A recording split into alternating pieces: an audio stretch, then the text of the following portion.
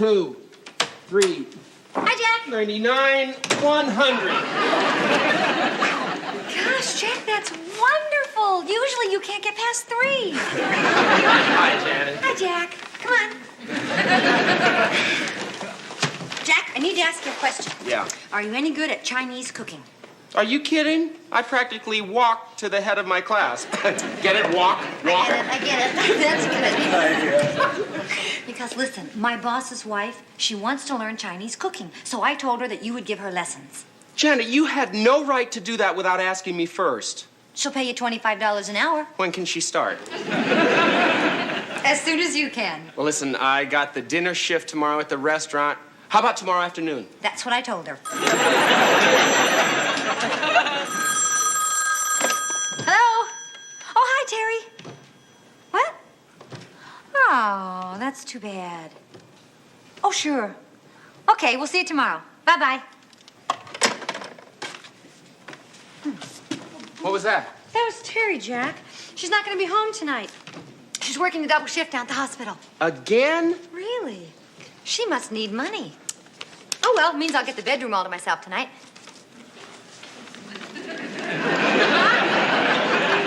If you get lonely, just knock. You mean something like this? On second thought, why don't you just whistle? Well, Mrs. Latham, you're a very good student. Those egg rolls look just right. Let's see. Delicious. They're not as good as yours. Oh, well. I'm so glad Janet got us together. I never dreamed cooking could be so much fun. Thank you. Oh, my, look at that time. I better hurry or I'll be late. I'm meeting my husband downtown for dinner. Where can I change? Oh, right this way. I'll show you. Right in here. That's all right. You? Yeah, I've got to change, too. But first, let me put your delicious egg rolls away.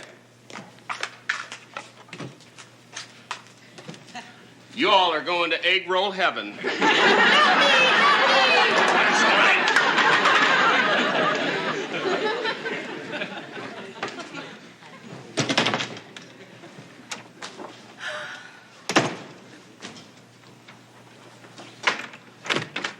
Well, Jack, Oh, hello. You must be one of Jack's roommates. Yes, I'm Terry. I'm Joanna Latham. You're certainly a lucky girl sharing an apartment with a man like Jack. Oh? Oh, for someone so young, he certainly knows what he's doing. Such technique. Really? Do you mind sipping me? Sure. That Jack. You know, he showed me things I'd never even heard of. Is he here? In the bedroom getting dressed. You know what I like best? He's so patient. He let me do it over and over. Finally got it right. Oh, hi, Terry. Oh, Jack, I've got to run. Thanks so much. Here you are.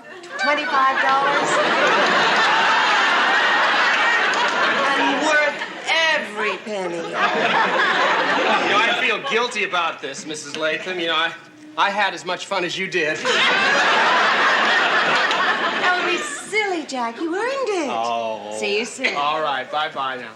Listen, Terry, I got to get to work. Jack, we have to talk about something. Listen, I don't want to be late. Listen, Jack, I gotta talk to you. Sure, first thing in the morning. Bye-bye. Listen, Jack. Oh, hi, Jack. I just ran into Mrs. Latham downstairs.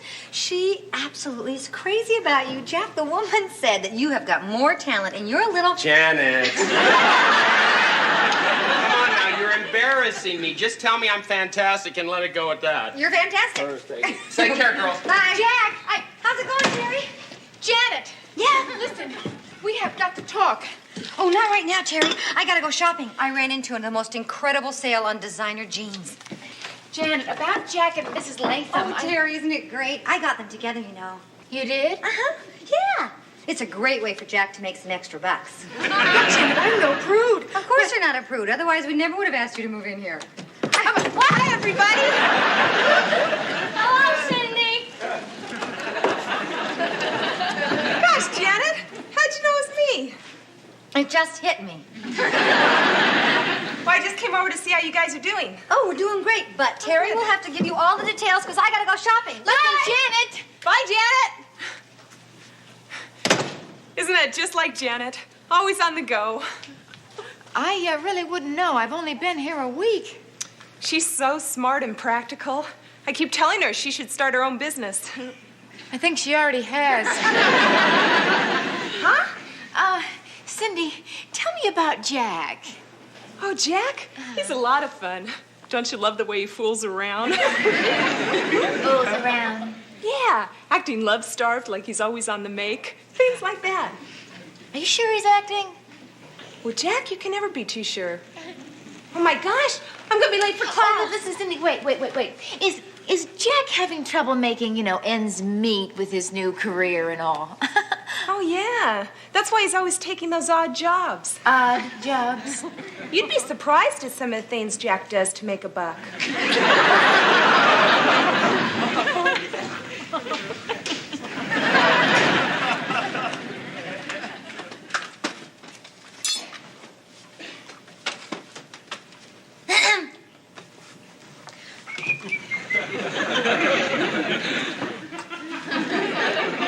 Well, what do you think?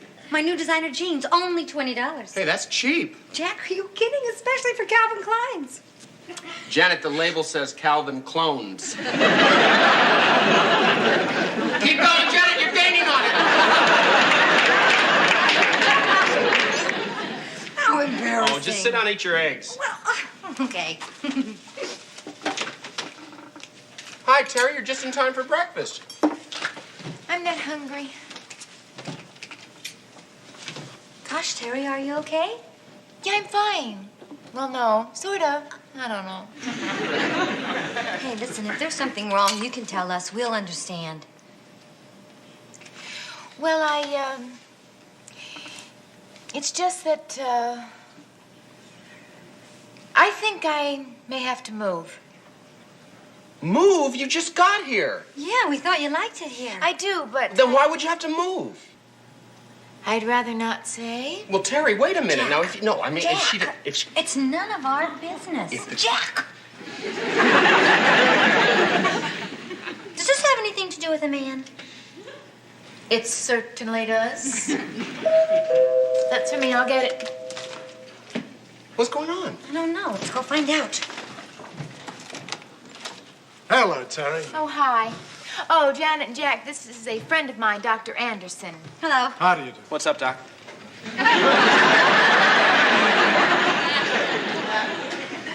Doctor, would you care for some coffee? No, thanks. We were just leaving. Yes. What? Just... Wait a minute. You... Gosh, we must have done something to upset her.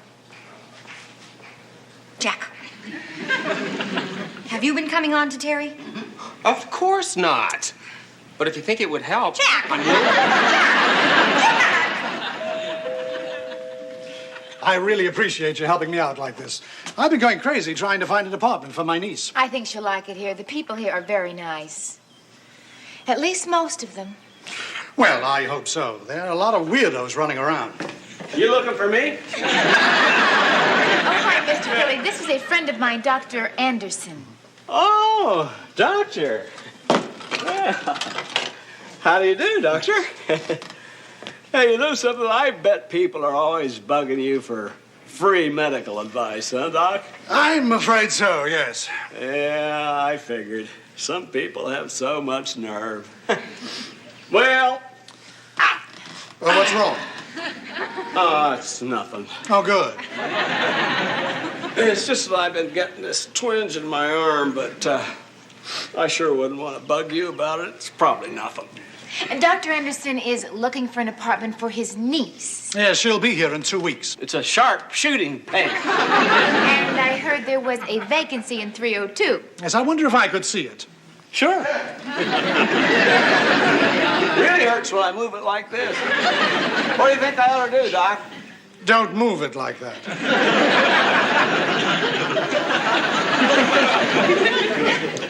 Mr. Furley, could you show Dr. Anderson the apartment? Sure, just as soon as I take this paint up to your place. Be right back. Hey, Doc, you know what? My arm feels better already. I want her to move. We gotta think of something to do to change her mind. Well, Jack, something has happened that's upset her. If we could just find out what that is. Yeah, that's a good idea. Well, why don't you just come right out and ask her what you did? The wrong person is moving out. Oh, hi. Hi. I finally got that paint you've been wanting for your bedroom. Oh, great. Let's take a look at the colors. Factory seconds. Blue for the ceiling and green for the trim. Oh, boy, how cheap. What was that? I said blue and green. How chic. And it's cheap, too. Oh, by the way, kids, did you know that a very prominent physician is taking an apartment in this building? Friend of Terry's. A Dr. Anderson? Yeah, great arm man. Yeah. He's renting it for his niece. Says she's going to be moving in a couple of weeks.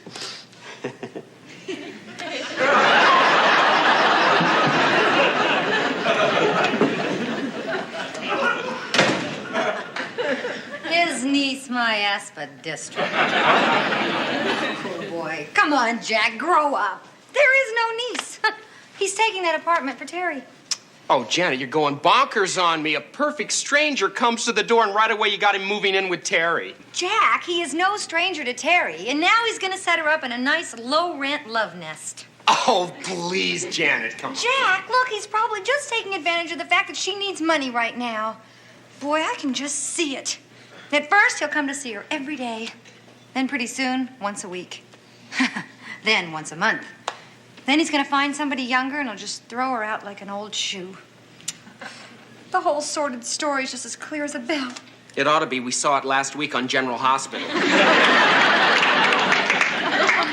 Okay, fine, Jack Tripper, fine. Mr. Furley said that this niece was going to be moving in 2 weeks. We'll just see who's bonkers then. Well, wait a minute. The Jack, what?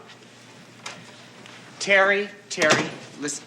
You're not serious about leaving us, are you? I'm afraid I am. You mean you're moving out just like that? No, I'll give you time to find a new roommate. You will? Yeah, how much time? 2 weeks. You see? What did I tell you? I was right, Jack. She's going to move in with him. What should we do? Janet, there's only one thing to do. What? I don't know!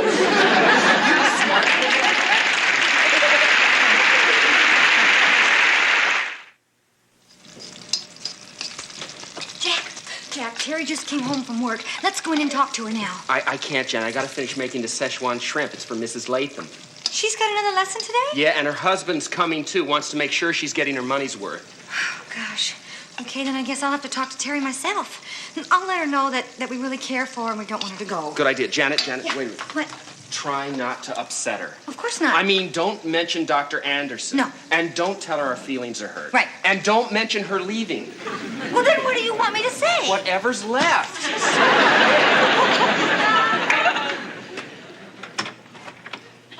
Hi, Terry.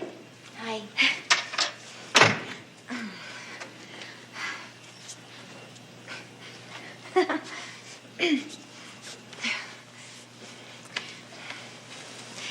Terry, why are you moving out? I just have to. Oh, gee, if you needed money, Terry, you could have come to us. I don't need money. Oh, right. Of course you don't. I don't know why I said that.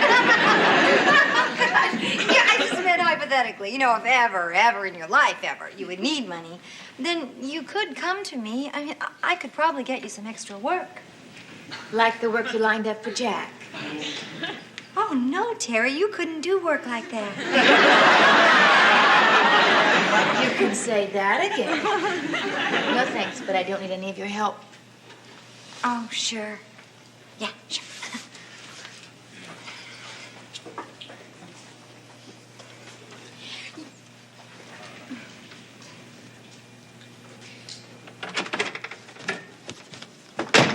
Any luck? None at all. Okay, then I'll have to talk to her. Oh, Jack, please don't make it any worse. Trust me, Janet. I know what I'm doing. Are you sure? Of course not. Hi, Terry. Hi. Listen, I just want you to know how sorry we are to lose you. Yeah,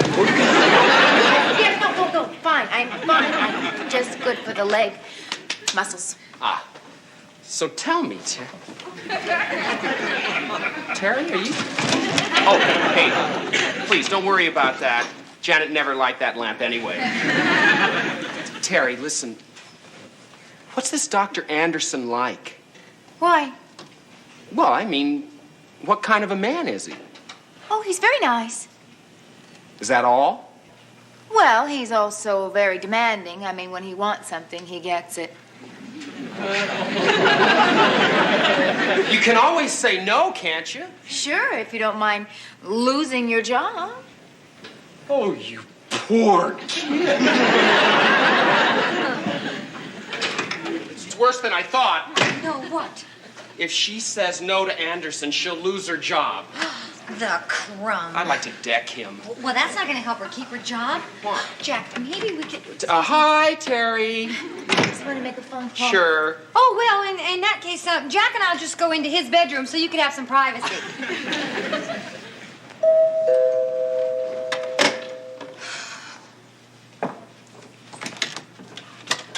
Yeah, hello, I'm Tom Latham. Mr. Latham? Yes. Mrs. Latham's husband? That's usually the way it goes, yeah.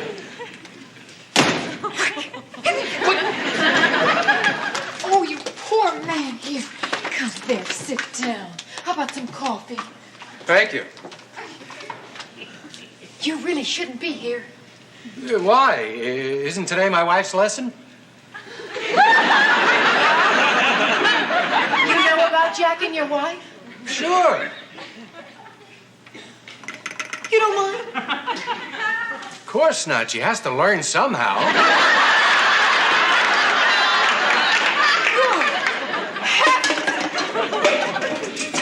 Terry? Hey, what happened? It's okay. Everything's fine.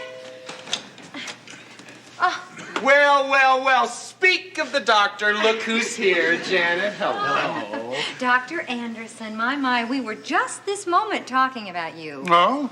Is Terry home? She said she'd help me pick out the paint for my niece's apartment. Your niece's apartment, huh? And does your wife know about this niece? Yes, but she's not happy about it. I'll bet. Well, she thinks LA's a dangerous place for a young, single girl. But you'll be there to protect her, won't you, doctor? Well, of course, I'll be in and out all the time. Say, where is Terry? I'd really like her to help me pick out that paint. Paint? Mm-hmm. You want paint? Why, we just happen to have some in the bedroom that I think you'll be very interested in. Oh, good idea, Jack. Good idea. Let's show Dr. Anderson our paint. Yes, let's really give it to him. Hi, Dr. Anderson. Excuse me, but do you prefer blue or green? Well, I think blue is much nicer. Oh, blue. He likes blue. Actually, the whole thing was my idea.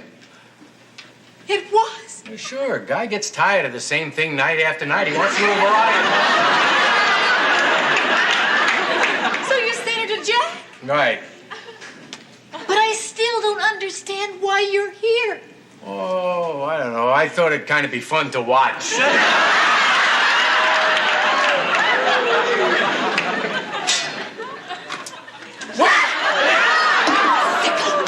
What are you...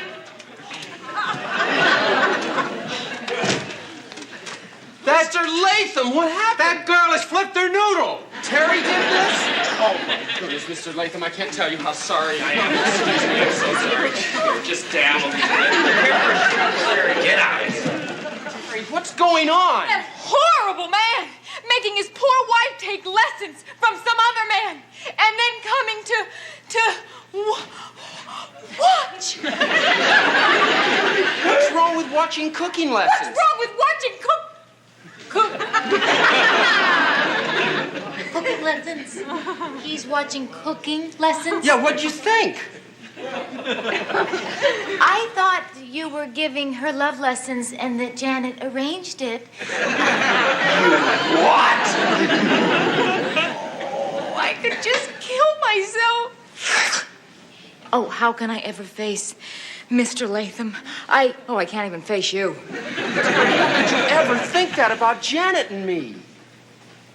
Well, I don't know you that well, and when I came in and she came out of the bathroom with her zip and you were adjusting your clothes, I mean, what else would you think? Oh, I'm gonna kill myself.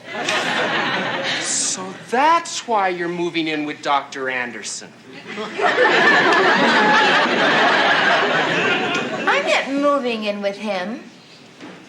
What about apartment 302? That's for his niece. His niece? He really has a real niece? Oh, did you think that we... How could you?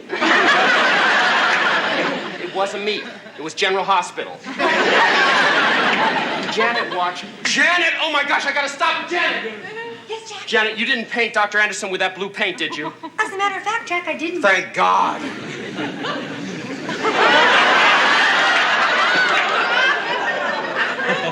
He looks much better in green. Dr. Anderson, what happened? You tell me.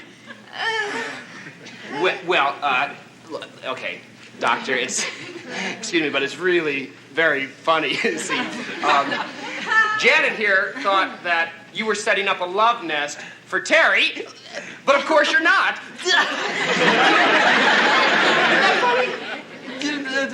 Janet, he's not laughing. Neither am I. What happened? That's what I'd like to know. So would I. My God, what's going on Wait a here? second. Now, Mr. Latham, look. This is hysterical. I mean, you can see the humor in this.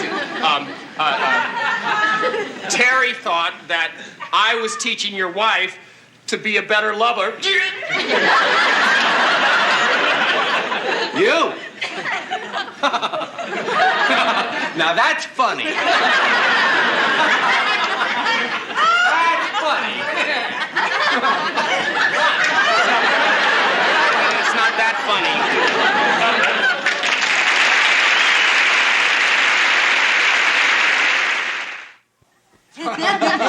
She doesn't. Stop.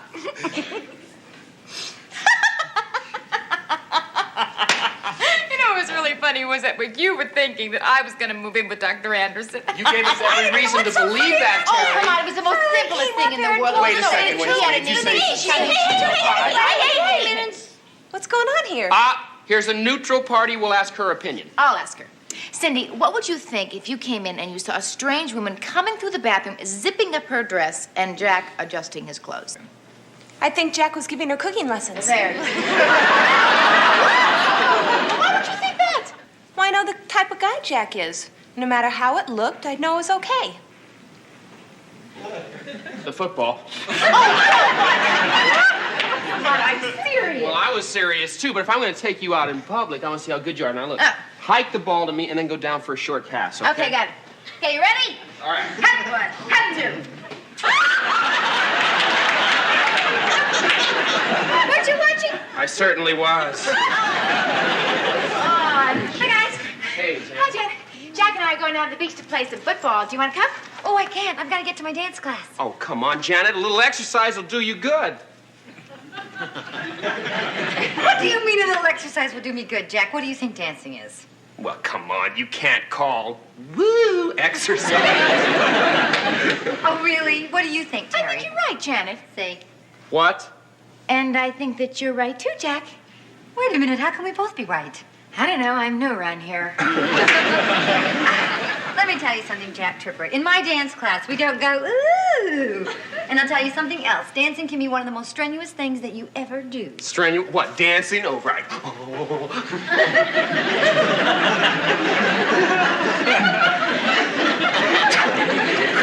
Are you finished?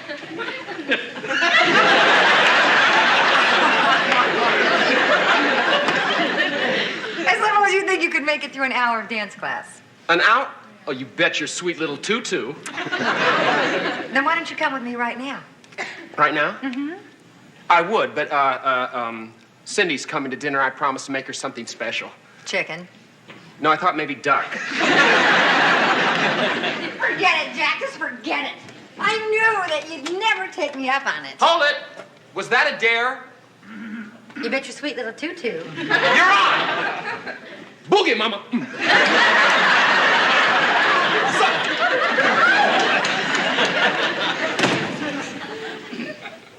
That's what I want you to do. I want to start from the top, and I want to do this whole big thing go like this. Turn.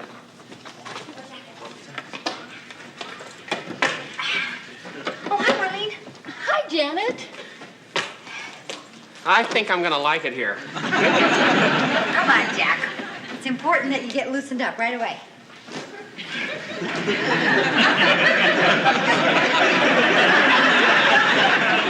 We'll start with your neck. Okay, put your feet like this. No, that's no problem. Now bend your knees. That's a problem. No, it isn't, Jack. Janet, Okay, we'll do a couple of sets of 8. Ready? And 8. 1, 2, 3, 4. 2, 2, 3, 4. 3, 2. Looking tremendously good, I must say. Well, hi. Well, hi.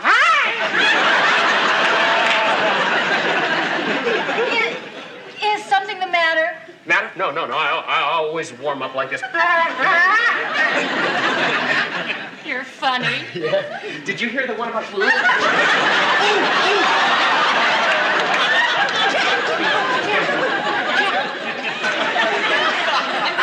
Jack! What have you done? I don't know, but I think I'm still doing it, Janet. Janet, let's go like that! All right, places, everyone. Come on, let's get started. Lean on me. Janet! Yes, right here. Janet. Yes, Michael. I want you up front where the rest of the class can watch you. Oh, sure. Okay? I expected to see you last night.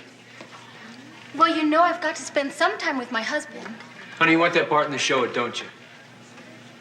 Okay, I'll see you tonight. Good girl. Okay, let's go. You have a lot of work to do today. Let's get started. We're going to work on that combination we worked on last week. All right? What do I do? Well, you just follow along, Jack, if you can. Okay, we all know the beginning. We're going to take it from the boogie section right after the intro. You ready? And 1, 2, 3, 4. 2, 2, 3, 4. Turn. 2, 3, 4. Good. Okay, now we can do it to the music, everybody. You call this exercise? It's a snap. Oh, you think so, huh? Why don't you go find yourself a spot, Jack? Oh, are you here? Sorry. Just... 5, 6, 7, 8.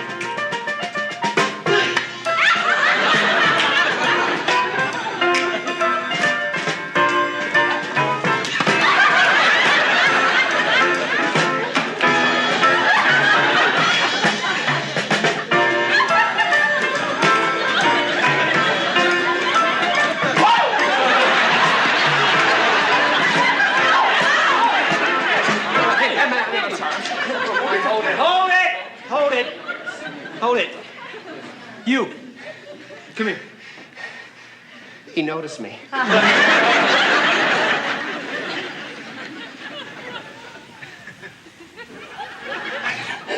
Son, I think we have a problem. Maybe I better start off in the beginner's class. Possibly, as long as it's not in dancing. You gotta be in shape to be a dancer, son. I was when I came in. You kids have a good time. You're doing great, okay? See.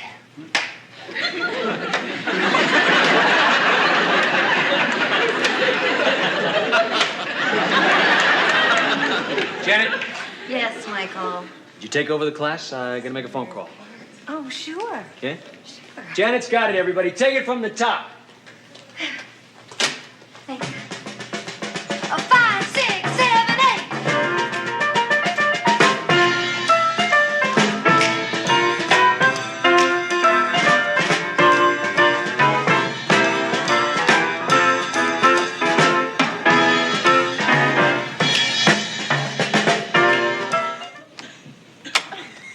Oh, yeah? Yeah. And there's this one professor at UCLA who's so cute. All the girls are crazy about him. Was he handsome? Gorgeous. But you know, there's one thing about him I just can't stand. What? His wife. I know what you mean. All the interesting ones are married. Excuse me. I'm not married. And we're not interested. Oh, I'm sorry. Hi, Jack. Hi, Jack. Oh, Jack. You will never guess what happened. He asked me to be in his show. I'm so excited. Michael, my dance instructor, he's going to choreograph this local production of Annie, Get Your Gun. It's going to play for 3 whole nights down in Laguna. See, one of the girls in the chorus line she dropped out, so he asked me if I would step in. So now I have to learn all the dance steps, and I only have 1 week to get it all together. Well, aren't you going to say anything? About what? No, that's great. Congratulations. I'm so proud of you. That's great. Good for you. Can you believe it? I'm actually going to be up there dancing with real live professional dancers. Well, can we all come? Oh, I wasn't sure you'd be interested. What? Just in case, though, I reserved the entire front row.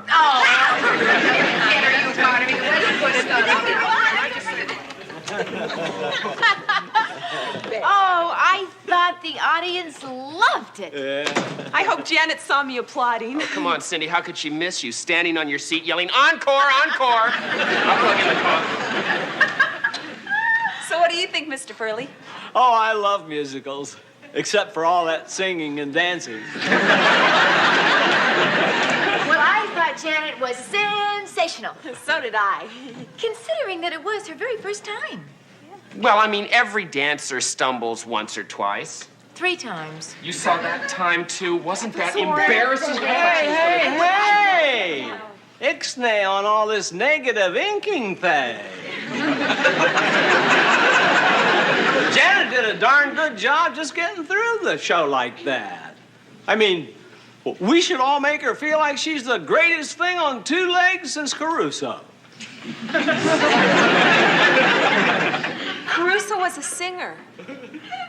Well, he sang on 2 legs, didn't he? Mr. Furley, we all know that Janet did her very best tonight, but I don't think we should lie to her and tell her she was better than she was. I mean, we owe her more than that. We owe her the truth. Hi, everybody. Well, what'd you think? You were wonderful. Well, what did the rest of you think? Well, I thought you were great. You're just saying that. No, honest. I thought you were really something. Come on. I mean, I did stumble once or twice. 3 times. Not that anyone noticed. I was so nervous backstage before the curtain went up, but then I looked over in the wings and I saw Michael, and he smiled at me. Michael, I'm so sorry. Oh, I didn't even introduce you. Oh, well, you already know Jack from our dance class. Oh, yeah, the klutz. He remembers me. Well, I have to tell you that this is the most exciting night of my entire life. I'll never forget it. Wait a minute. You make it sound as if you're hanging up your dancing shoes. What? Well, you all saw Janet out there. She has a talent. And it shouldn't be wasted working in a flower shop. Well, that's my job. No, it doesn't have to be. What? No. With a lot of work and dedication, your job could be dancing professionally. Wait a minute. Janet worked 4 years to be manager of that flower shop. Well, listen, I can't tell you what to do, Janet. But the girl that just said to me this was the most exciting night in her life is good. But you want her to quit her job? Well, if she wants to make it as a dancer, yeah. isn't all this happening just a little too fast? Well, that's how I work. When I spot someone who's got talent, I make my move. Well, Janet? Janet? Janet? I don't know what to say. I'll quit my job tomorrow. Now you're talking. All right. Okay.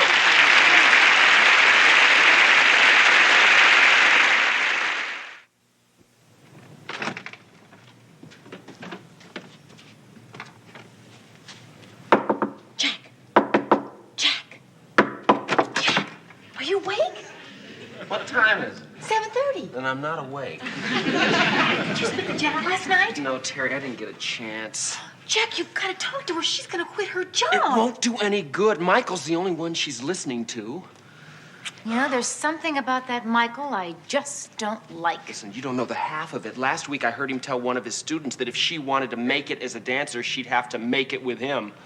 Oh, I knew it. Now you've got to go in there and tell that to Janet. Well, maybe I won't have to. I mean, last night she was higher than a kite, but I bet this morning she'll be back to being the same sensible, level-headed Janet. Good morning.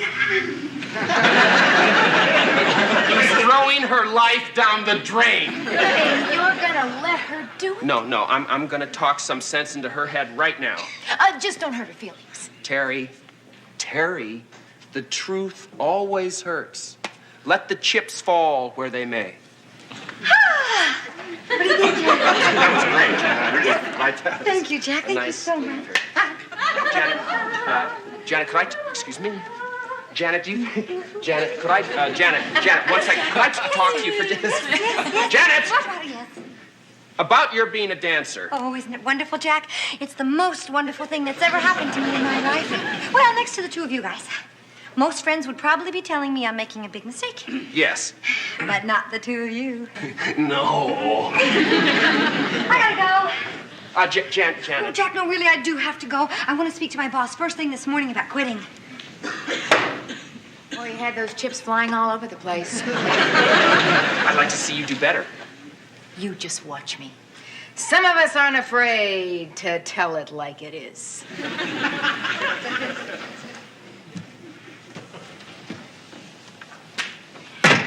Janet, I have something important to talk to you about, and it just can't wait. Oh, sure, Terry, sure. What are best friends for? So you tell me when you're free, and we'll make an appointment. Hey, I'll catch you later when you're not so busy. Terry! Terry! Come here. Gosh, you tell me what's on your mind. Go ahead, come on. Well, you see, it's just that I mean that, like Jack and I, hey, what's this? Oh, that's my family album. You don't want to look at that. Oh, yes, I do. I love family albums. Oh, is this your family? Oh, well, of course it has to be, doesn't it? Hey, what's this? Oh, that's a picture of me when I was 7 in ballet school. Oh. Oh, are you that cute little princess with the pigtails? No, I'm the frog. See that lady? That's Mrs. Murphy. She was my dancing teacher. I used to dream that I was going to grow up someday and be a dancer just like her. You know, some dreams don't come true. I know, but now... I've had dreams, too. Really? About what? Well, I dreamt that when I grew up, I'd be a nurse.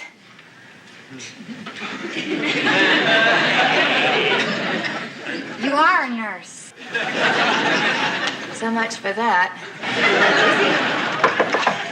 Hi, is everything okay? Oh, sure, Jack. Everything's just fine. Oh, great. You know, Janet, it's all for the best. All for the best? Yeah, it's better for you to give up dancing now than fall on your face later.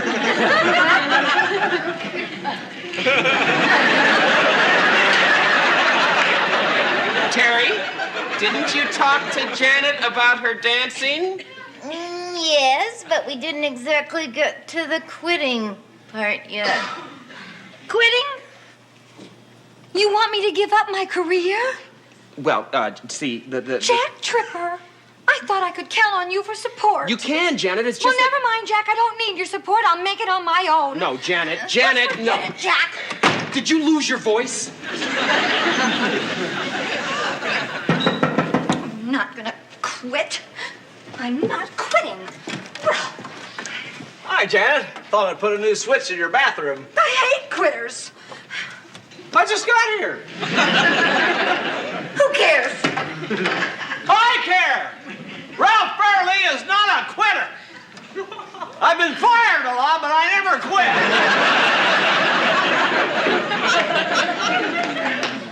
Janet? Janet? Janet? Oh, my God! not. She's already left for the flower shop. We'll catch her at the bus stop.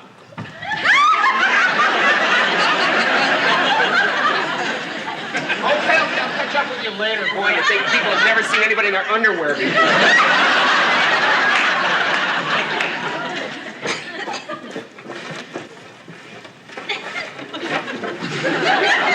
Not bad. It's a big improvement since class. If you're looking for Janet, you've just missed her. Oh, okay, well, I'll come back later. No, wait. It's just as well Janet's gone. It'll give us a chance to be alone. Here, why don't we get comfortable?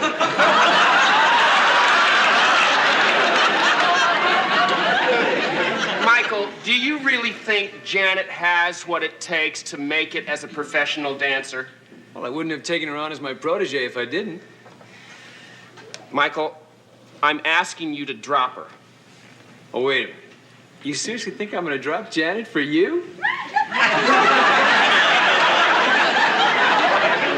I do. Look, you and I both know that she's not good enough for you. I mean, she's got no experience. She's too short. And don't forget her age. That's right. She's not getting any young, Janet. I know this looks bad, but when I explain... You don't need to explain. I heard everything. Mr. Furley! Backstabber! I'm no backstabber! Liar.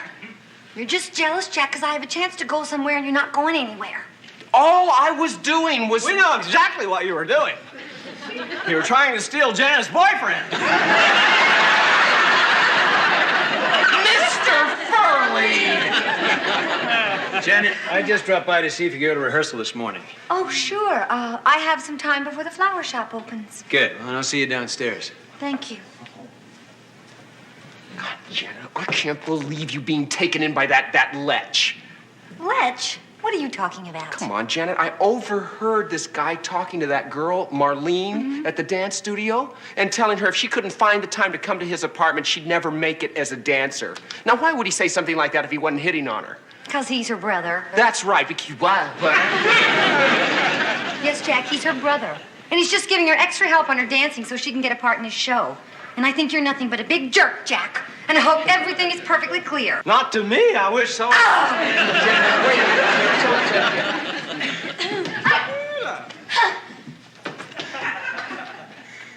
I see you talk to her. Oh, Terry, I made such a big mistake. Listen, I got to get down to the dance studio and make it up to her before she hates me for the rest of her life. Jack! Mr. Furley, what happened? How should I know? I never pay any attention to what I hear when I listen.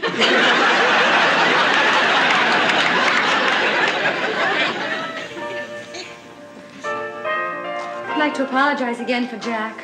There's no need to. During my career, I've run into a lot of overprotective boyfriends. Oh, Jack's not my boyfriend. Oh. Unlucky him.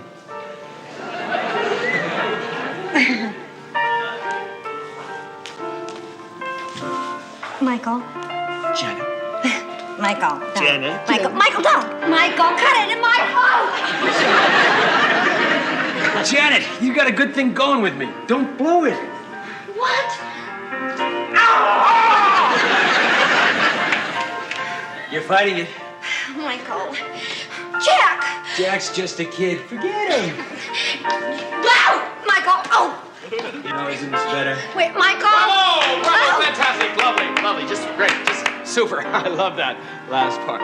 Brilliant, the two of you look so good together. Jack, would you hang on a second? I'd like to say something. No need to, Michael. I just want to thank you for all you're doing with Janet. Keep it up, you're doing a great job. Jack, would you please just butt out? I'm just apologizing. Well, don't. I wish she'd make up her mind. How could you treat me like that? I trusted you. I believed in you. You made me believe in myself. I think what you did was very, very cruel. I'm sorry you feel that way. That's it?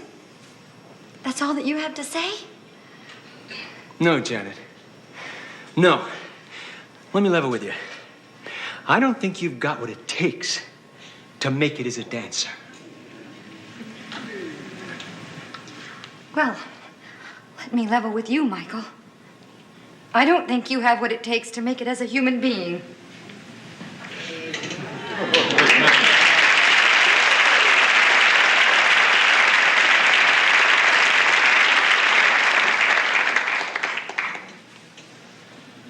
Janet. Please don't say that you told me so, Jack, because I know that you tried to warn me. Janet. Oh, Jack, and you don't have to say that. I ought to be grateful for having my one big night in the spotlight because it is a lot more than I ever dreamed of having in my whole life. Janet. And don't say that you didn't come down here to say all those things, Jack, because I know darn well that you did. Janet. What? I didn't come down here to say all those things. You didn't? No. All I wanted to say was, may I have this dance?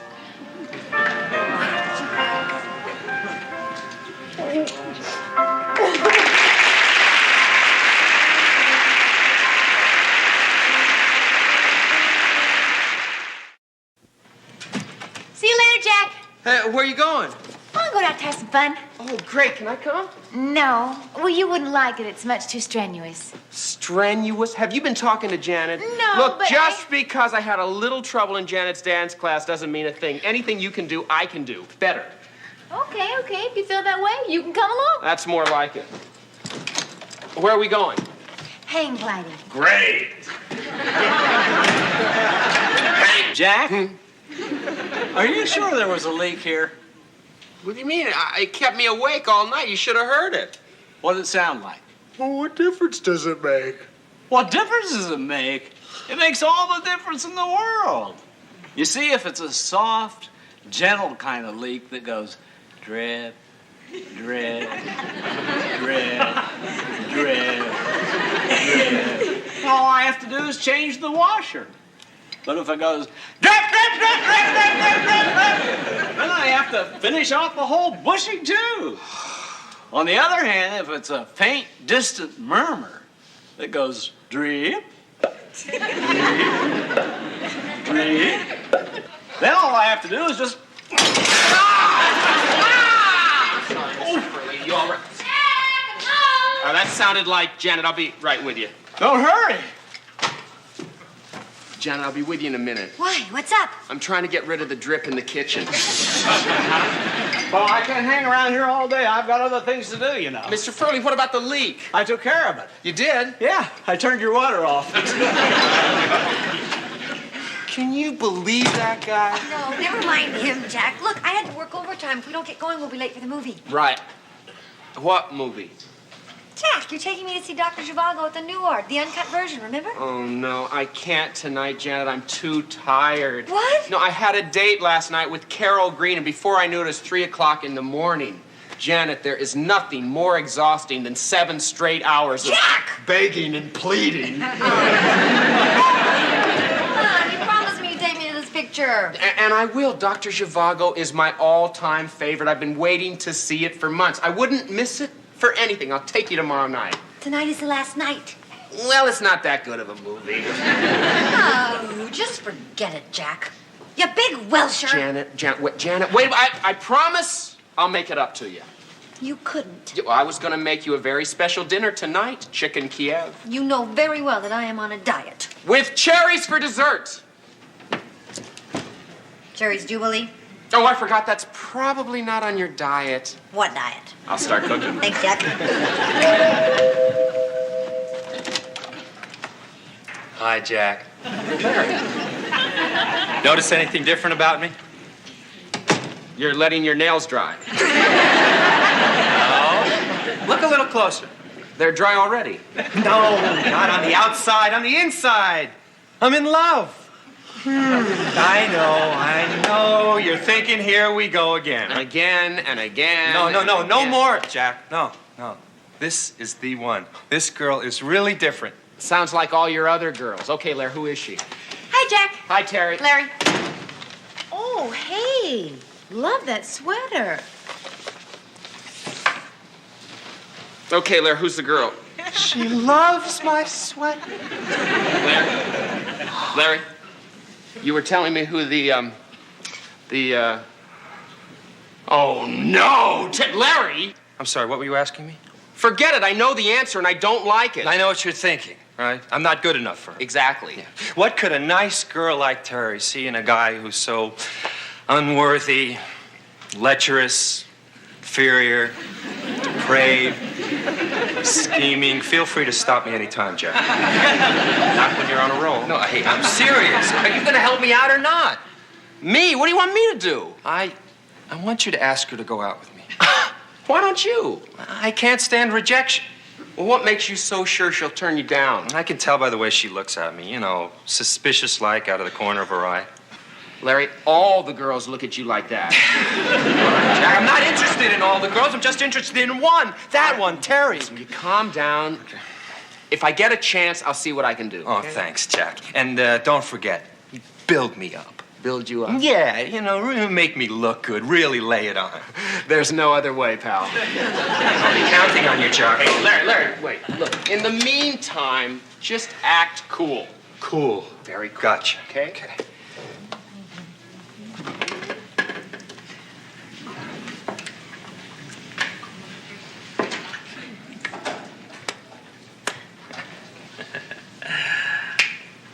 Cool.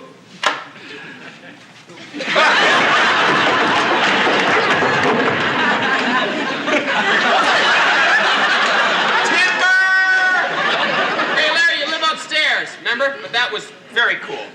Very cool. Terry, can I talk to you for a minute? Sure, come on in. Can I? Thanks. Have a seat. Oh, thank you. You know, I think I'll stand. Terry, how would you like to go out with a guy who's tall and handsome, strong yet sensitive, witty and shy, and brainy? Go out with him? I'd marry him. Whoa, wait, don't rush things. Suppose he's not at all that tall. Well, I've been out with tall guys before. It's no big deal. Right. Now, just suppose he's not that much of a brain.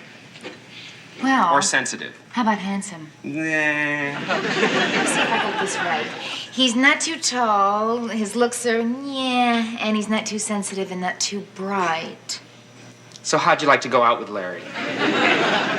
Larry? I know it sounds crazy, but he really likes you, and he's dying to take you out. Take me out? Tonight. You want me to go out tonight? Just one date, Terry, please. I don't have any other plans. Oh, thank you. You just made one guy very, very happy. I'll let you get ready. Janet, guess what? You're not tired anymore. What, Janet, what's the matter with you? What do you mean, what's the matter with me, Jack Tripper? You make a date with Terry 5 minutes after you break one with me? Oh, is that all? Is that all? I was making a date for Larry. He was too bashful to ask her out himself. Larry Bashful, get out of here, Jack Tripper. What do you think I am, stupid? Now, wait a minute, Janet. Terry, can I ask you something? No, Dan, I have to get ready for my date with Larry.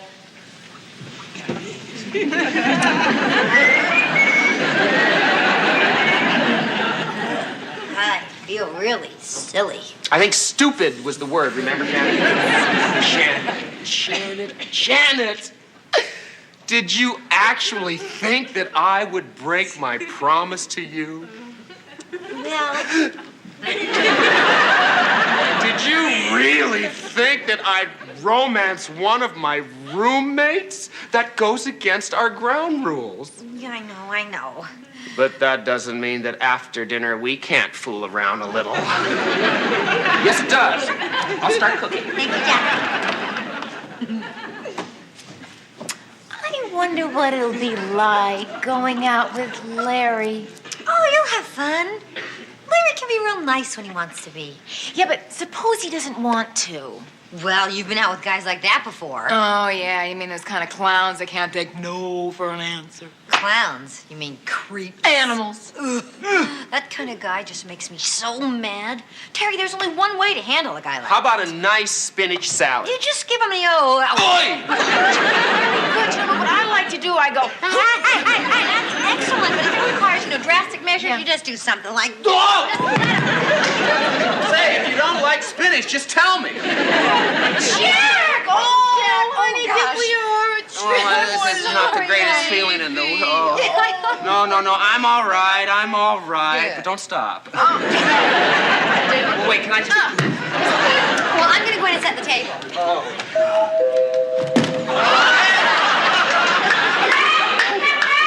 I'll get the door. Just don't hurt me anymore. Come in. What? I'm getting a lot of doors.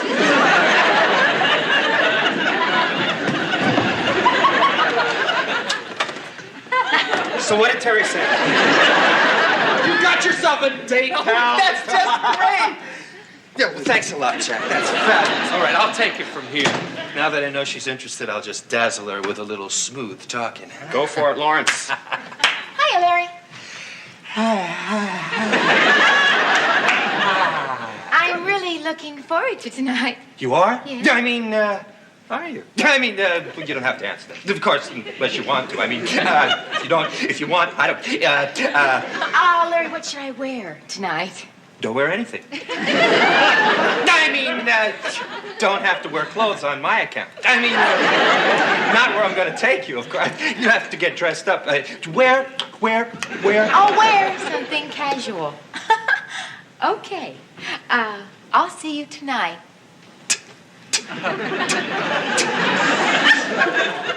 Jack, about this date. Yeah? Cancel it. Are you nuts after what I went through? No way. You heard me just now. I couldn't even put two words together. But I'm just going to make a fool out of myself. Larry. No, forget it, Jack. I can't be alone with Terry. I know I'm just going to freeze up. What do you want? Someone to go along with you and hold your hand? Oh, what a pal. Larry. No, this just might work. Are you crazy? I'm not going to go sitting in a restaurant with you and your date. You'll be sitting with your date. Huh? I'm going to fix you up with Gretchen. No way. I'm too tired. Gretchen. Greedy Gretchen? That woke you up.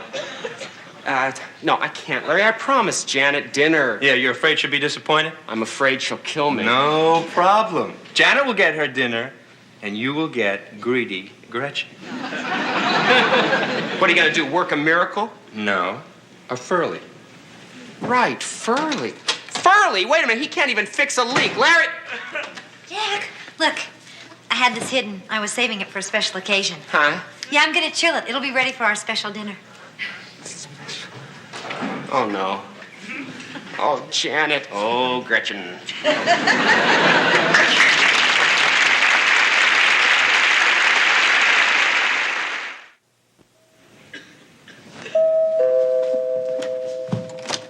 Will you get in here? Where have you been? Getting dressed. How do I look? Look, forget how you look. What about tonight? Don't worry. Furley's coming right up. Everything's all set. What's all set? Larry's date with Terry. What'd you think, silly Janet? Yeah, I even made reservations at a great French restaurant. Really? Gosh, ordinarily I'd be pretty jealous about that. But tonight, I'm having a pretty special dinner myself. You certainly are. I wonder who that could be. I'll go see. Please, allow me.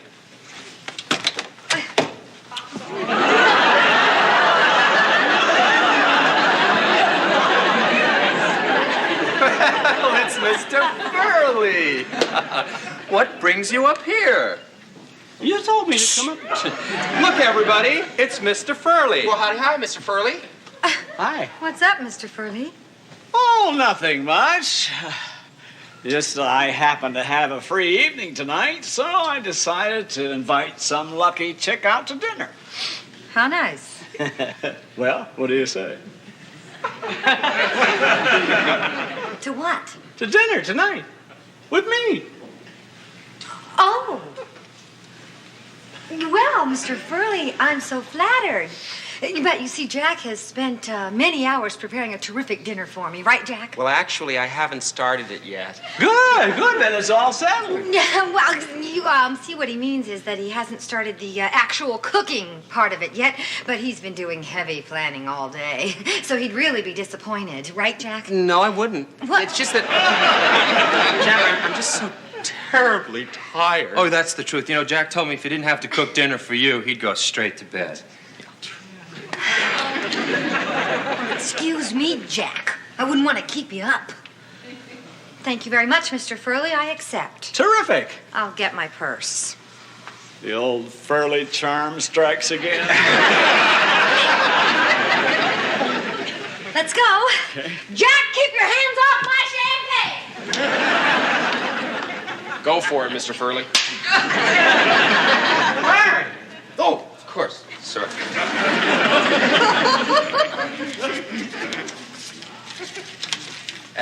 Wait a minute. I'm gonna need this for the Club Petit. The club what? Petit. It's the new in spot. Oh, yeah, I knew that. I was just testing in. Hey, well, you do want Janet to have a first-class evening, don't you? Of course. Good. We'll go to the beach for some music, a few cocktails, escargots. Nothing like a romantic view of the ocean as the sun dips slowly into the sea. Girls just love that kind of junk. Jack, we better be making tracks ourselves. Jack? Jack? Gretchen. Hurt me. Come on, Jack. Did you wake up? Get dressed. Larry, I gotta tell you, I can't make it tonight. I'm just too tired, and I don't want to hear another word about Gretchen. Okay. I'll just say 3 more words. 36, 24, 36. Hike. He's up. I'm getting there.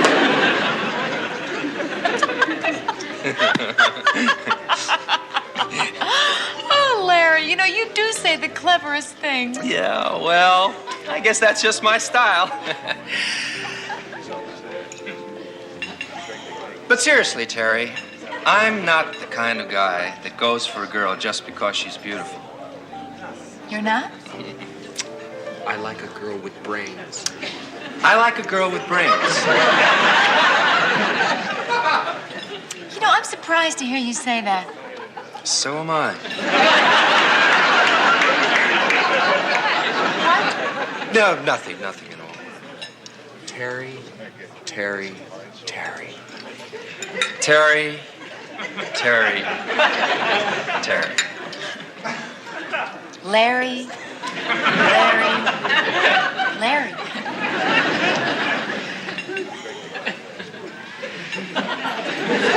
Eat!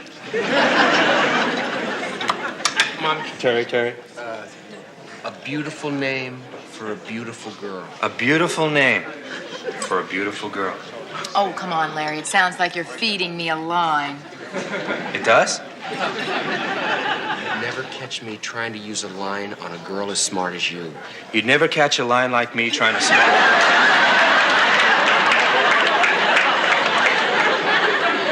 What? I just think you're very smart. Oh. No. And lovely, and delightful, and charming. Don't overdo it. Forget the charming. Forget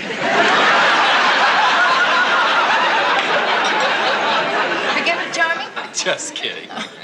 Brains and beauty, what a combination. Thank you. You're welcome. Greedy! Gretchen! I'm sorry I'm late. Better late than never. Better late than never.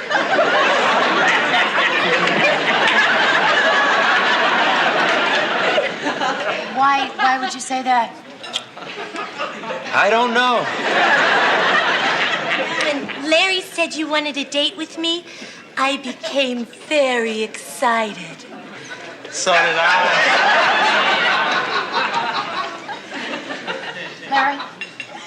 Larry? Huh?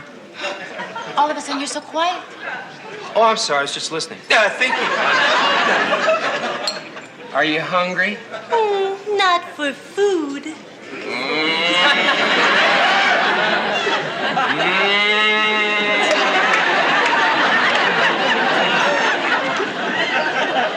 What's wrong?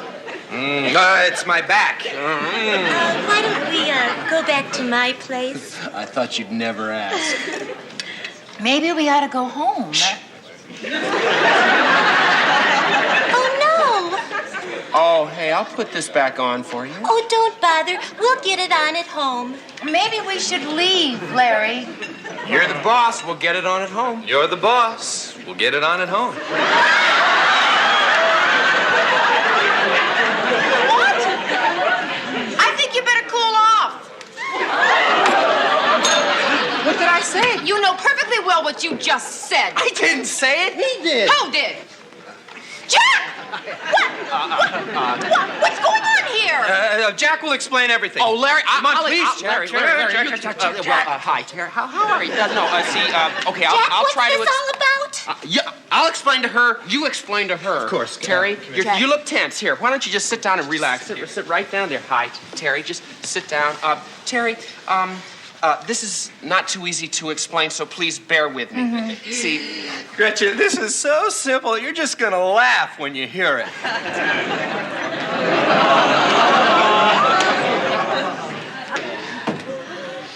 Wow, the Club Petit. Mr. Furley, this is really expensive. Don't worry about it. Money is no object. Tonight, that is. I'm glad we went to the Ocean View, though, aren't you? Isn't that place romantic? Romantic? Well, I guess it would depend on the company you're with. Hey, don't be so hard on yourself. Good evening. Right this way, please. Thank you.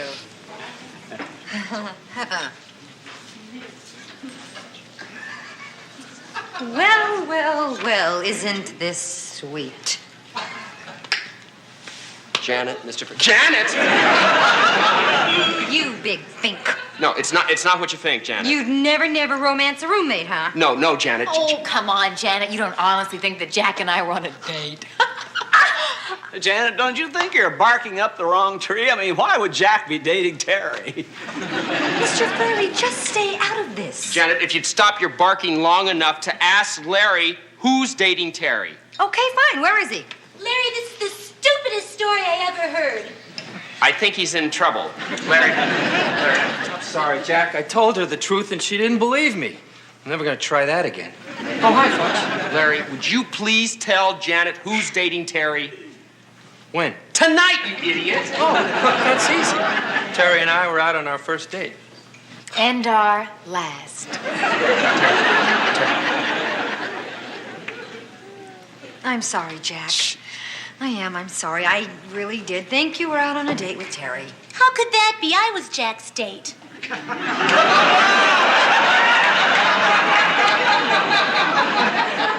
You were Jack's date? That's right.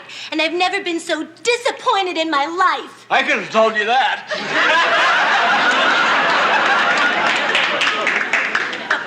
Boy, Jack Tripper, I'd love to tell you what I think of you, but I'm too much of a lady to use that kind of language in public. I appreciate that. But wait till I get you home. Come on, Mr. Furley, let's just leave these two losers and go on with our date. Why not? Be a waste of Larry's money if we didn't. What? Nothing? Well, let's make that 3 losers. Sleepy, sleazy, and dopey.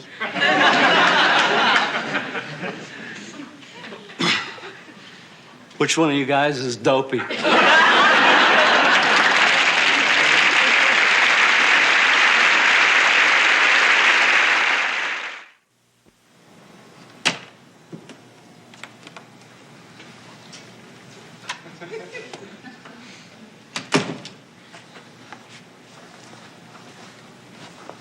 Janet? Oh, hi. For you. Me? Yeah, Janet, I knew you didn't have any dinner, so I stopped off to get you a pizza. That's really sweet, Jack. Sometimes you do the nicest... It's cold. Is it? It's ice cold. Did you come straight home with this? Well, actually, I ran into Gretchen, and naturally I had to explain. Well, how long did that take? Well, let's see. Who's next? Nobody. Oh, boy, this place is like a morgue. Let me rephrase that. It's so quiet. Where is everybody? Well, I don't know about the patients, but all the doctors ran out to the parking lot. What happened? They heard a truck scrape the fender of a Mercedes. Boom, did-em, da-dum. Hello, Dr. Miller. Gee. How's everything in psychiatric? What do you mean by that? Nothing. I just... Oh, I'm sorry, Terry. It's this one patient I have, a manic depressive. Now, I've broken through her defenses. I've penetrated to the very heart of her neuroses. And now that I'm on the verge of a breakthrough, there's one gap in my knowledge that's holding me back. What's that? 3 little fishies. 3 little what? Fishies. It's a silly song from the 30s. 3 little fishies? In the itty-bitty poo. Boom, boom, did-em something or other, and Mrs. Green won't talk to me till I sing her all the words. And I can't remember all of them. Too bad it isn't Blue Moon. Blue Moon, I saw you standing alone without a dream in mind. You're not helping. I know. I just can't get through to her. I feel like a failure. Oh, come on, Dr. Miller. A psychiatrist can't be expected to know everything. He isn't God. He isn't. It's a little joke. Oh. Oh, Tom, how you doing? How are things in the loony bin? The loony? Norman, how many times have I told you? How many times have I told you? The patients I have are emotionally disturbed, not loonies. Now, you know how I hate those tactless and sensitive expressions. You're right, Tom. You are right. That was very insensitive. No. It's all my fault. I've been under a lot of pressure. Well, it's okay. Working up there could drive anybody wacko. Oh, God. Dr. Miller, are you sure you're all right? I don't know, Terry. It seems like ages since I've been off duty. Why, that's terrible. Why don't you complain to someone? I do, but the patients have their own problems. You know, I have a lady up there who's in love with a shoe. A shoe? Yeah. It's not even a pretty shoe. It's a green wedgie. You really need to get out of here. You're right. I really need some time off. Well, hey, how about tonight, huh? I mean, why don't you come over to my place for a drink, and then we'll go out and have a nice, long, relaxing dinner. How's that sound? How's that sound? That sounds wonderful. Okay, Dr. Miller, you got yourself a date. Okay. On one condition, you promise not to call me Dr. Miller. It's Tom. Now, from here on in, I don't want to hear anything that even vaguely reminds me of medicine, psychiatry, or hospitals. Okay, Tom. You're the doctor.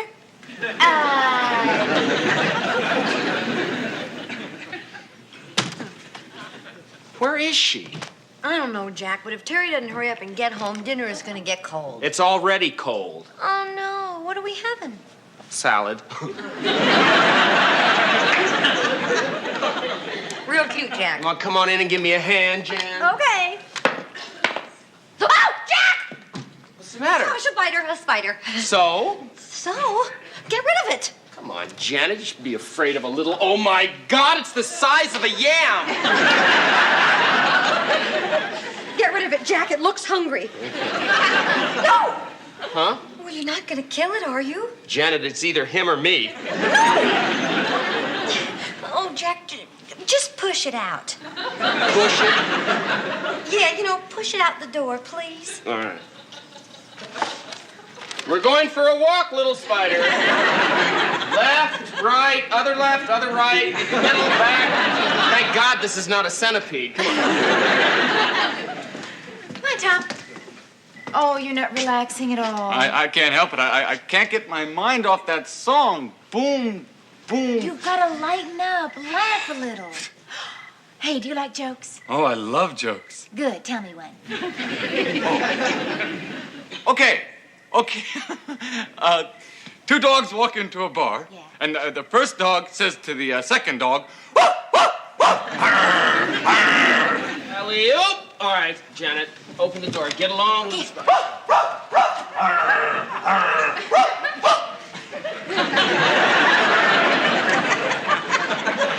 Hello. Don't mind him. He's been cooped up too long. Cooped up? In the psychiatric ward.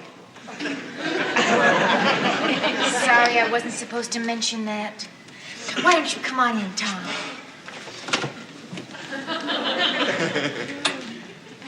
I'd like you to meet my roommates, Jack and Janet. This is Tom. How are you? How are you? I meant hello. How do you do? Well, why don't we all sit down and I'll get us some wine. Great. Be back in a flash. Boy, I could really use some.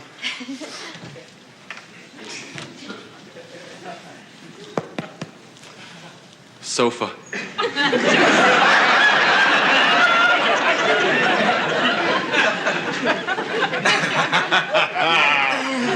Terry was kidding when she said psychiatric ward. I wish she were. Oh, I tell you, it's so good to get away from there. Oh, do you get out often? Oh, very rarely. They usually keep me tied down. Tied down? Yeah, well, that's what you got to expect when you're a resident. He lives there. Well, here we are. Excuse me. Me too. Terry, are you sure you want to give him that? No, but we were out of the good stuff. Oh, Terry, what Jack means is, do you think that under the circumstances, the alcohol, you know? He's not due back at the hospital until 10 o'clock. Besides, my doctor says it's great for the nerves. Oh. Here. Oh, gee, they all look so good. I think I'll take this one. To your health. To yours.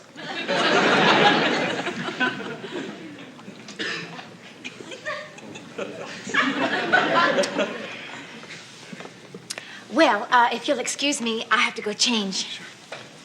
Tom's taking me to the sea cliff for dinner. Terry, hang on a second.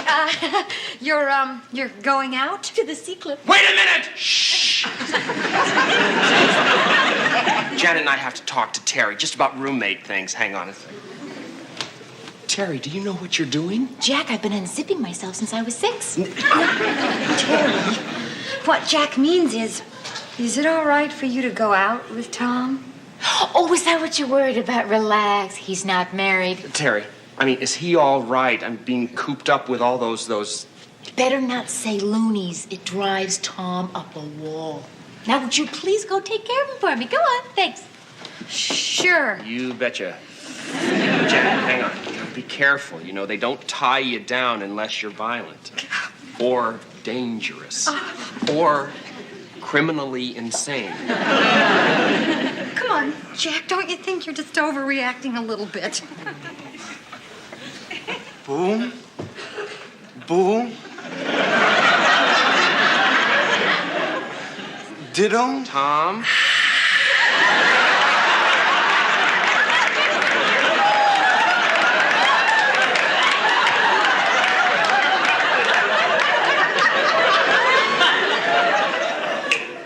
I almost had it. Had what? Oh, nothing. Nothing. Oh.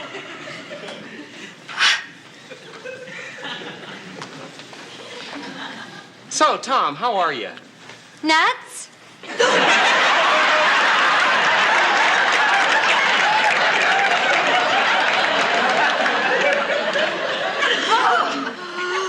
Oh, I'm so sorry.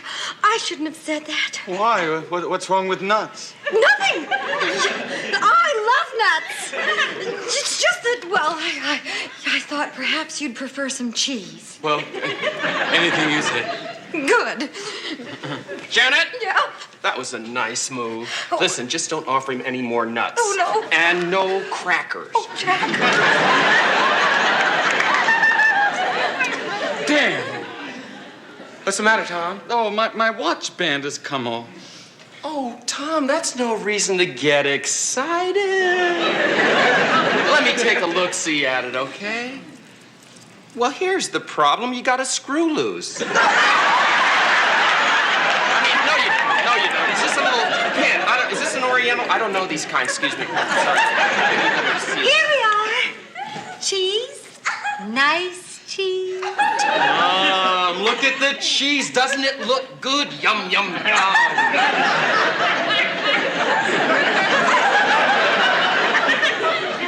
Here, Tom, I'll just set it down right there. Would you like for me to cut you a slice? No, thanks. I can do it. With a knife? No. Soft cheese, Janet, you're not thinking. Now go in and bring him back a spoon. Right. The knife will be fine.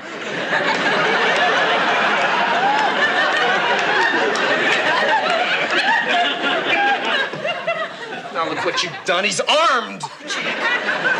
You don't honestly think that Terry would bring someone here who's dangerous to you? Well, I guess not. No, me either. Boom! Boom! Did-em! Dot-em! What-em! Chew! And they swam! And they swam! All over the dam!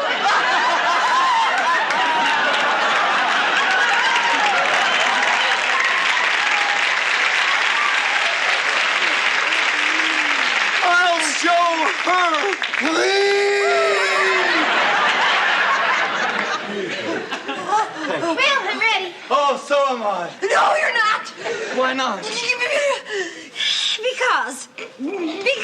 Because no one's leaving this apartment. Yeah.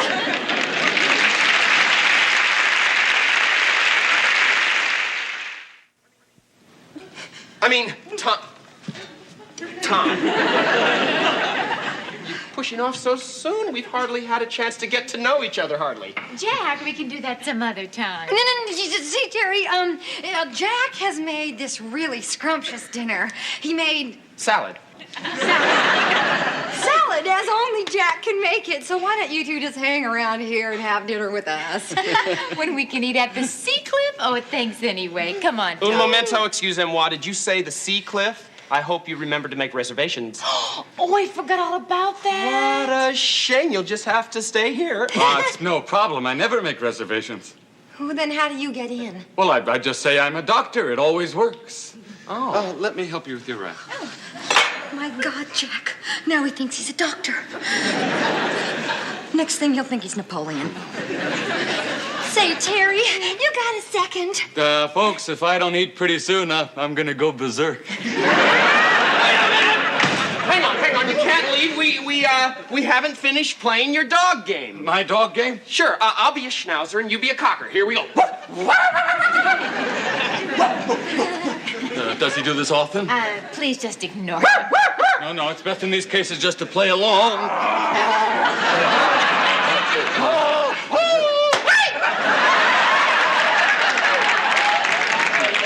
Stop that. Here, boy. Fetch. Terry, wait! Jack, hey! Okay, Jack, what are we gonna do now? What can we do? No, well, we can't just leave her alone with him. Well, she's not alone, Janet. She's going to be in a crowded restaurant. That's up on top of a cliff. Overlooking the ocean. That he could push her into afterwards. Oh, no! Oh, yes! Let's go! Jack,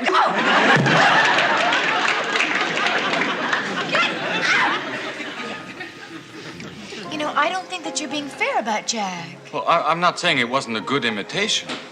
But even if Jack was pretending, it's abnormal behavior. A grown man does not pretend to be a dog. Unless he's telling a real funny joke. Oh, my God! What, Jack? This place looks expensive. Never mind that. Let's just warn Terry. All right. You go in and attract his attention, and I'll sneak up from behind and push his face in the soup and hold him there. You just pull yourself together. Sorry. All we have to do is get Terry alone and warn her about Tom. Okay? That could work, too. Okay, let's go. I'm sorry, sir. You cannot get in without a jacket. What? Oh, well, you see... However, we do have something here which may fit the situation, if you don't mind. Oh, thank you. This'll do just fine. Got a sleeve there. That's fine. How do I look? Smashing. Now, just a moment. Under what name was the reservation made? Reservation?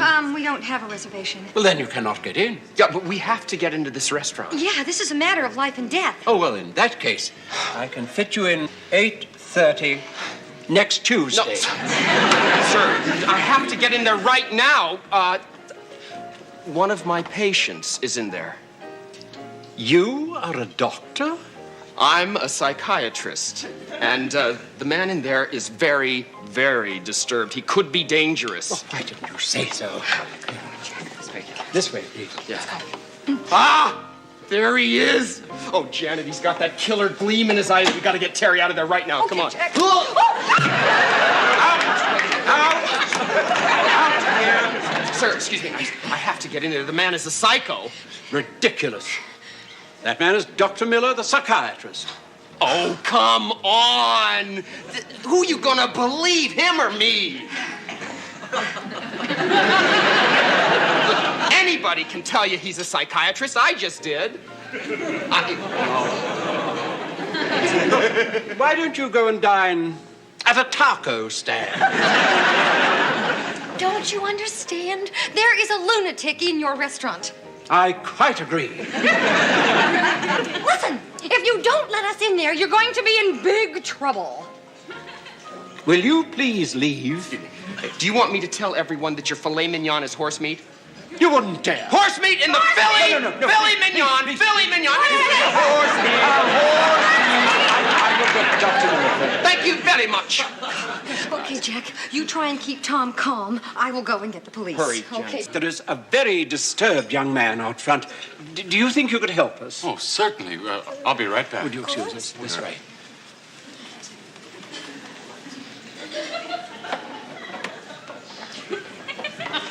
That is the man. I'm not surprised.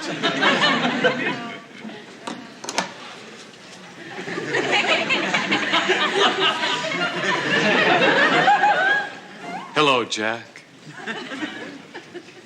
Hi, Tom. Golly, that's a nice jacket.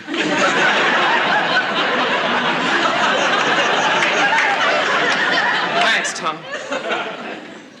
How are you? Fine. How are you? Oh, fine. Fine? That's fine. Not that you wouldn't be, I just thought I'd ask. I'm glad you did. Well, I'm glad that you're glad. Good. I'm sorry. No, I'm the one who should be sorry. Why should you be sorry? I shouldn't have touched you. Yes, you No, I should. shouldn't. I don't mind, Tom. Go on. Touch me. I really don't want to touch you. Then I'll touch you. No.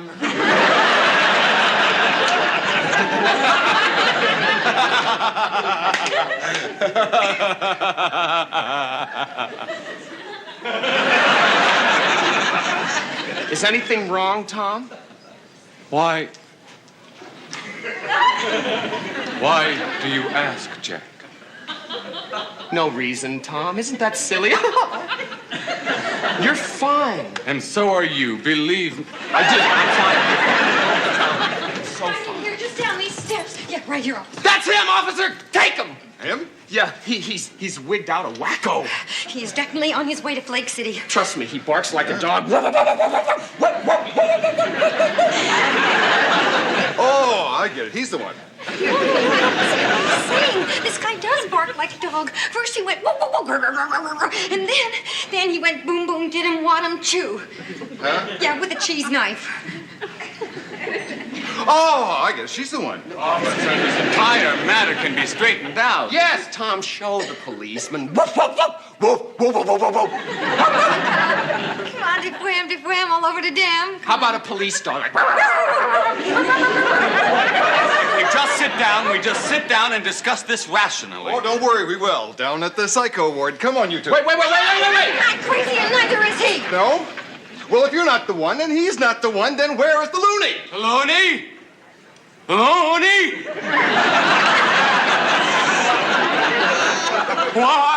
Why don't you just say, weirdo? Or, nut burger? Or, hey, how about squirrel bait? Well, maybe not as colorful as lunatic, maniac, or cuckoo. Officer, people are mentally disturbed. They are not crazy. If you call a person crazy, he's going to act crazy. Don't you understand? Oh, yeah, I understand. Let's go. I'm going to take you someplace nice and safe. What are you, some kind of banana cake? You've got me saying it. What are you doing to Dr. Miller? Well, Dr. Miller? Yes, he's a psychiatrist. A psychiatrist? Of course. What did you think he was, a patient? Don't be ridiculous. Oh, Yeah, look, right as up. the man came... Yeah, I know. You know something? I think you're all squirrel bait. Hey! Mentally disturbed.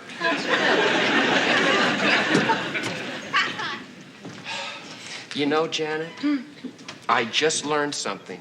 What? That I've got a lot to learn about the mentally disturbed. Oh, you sure do, Jack. But you're getting better every day. Thank you. Carrie, let me try and explain.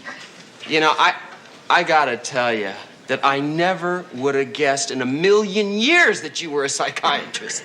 I gotta tell you, I never would have guessed in a million years that you were sane.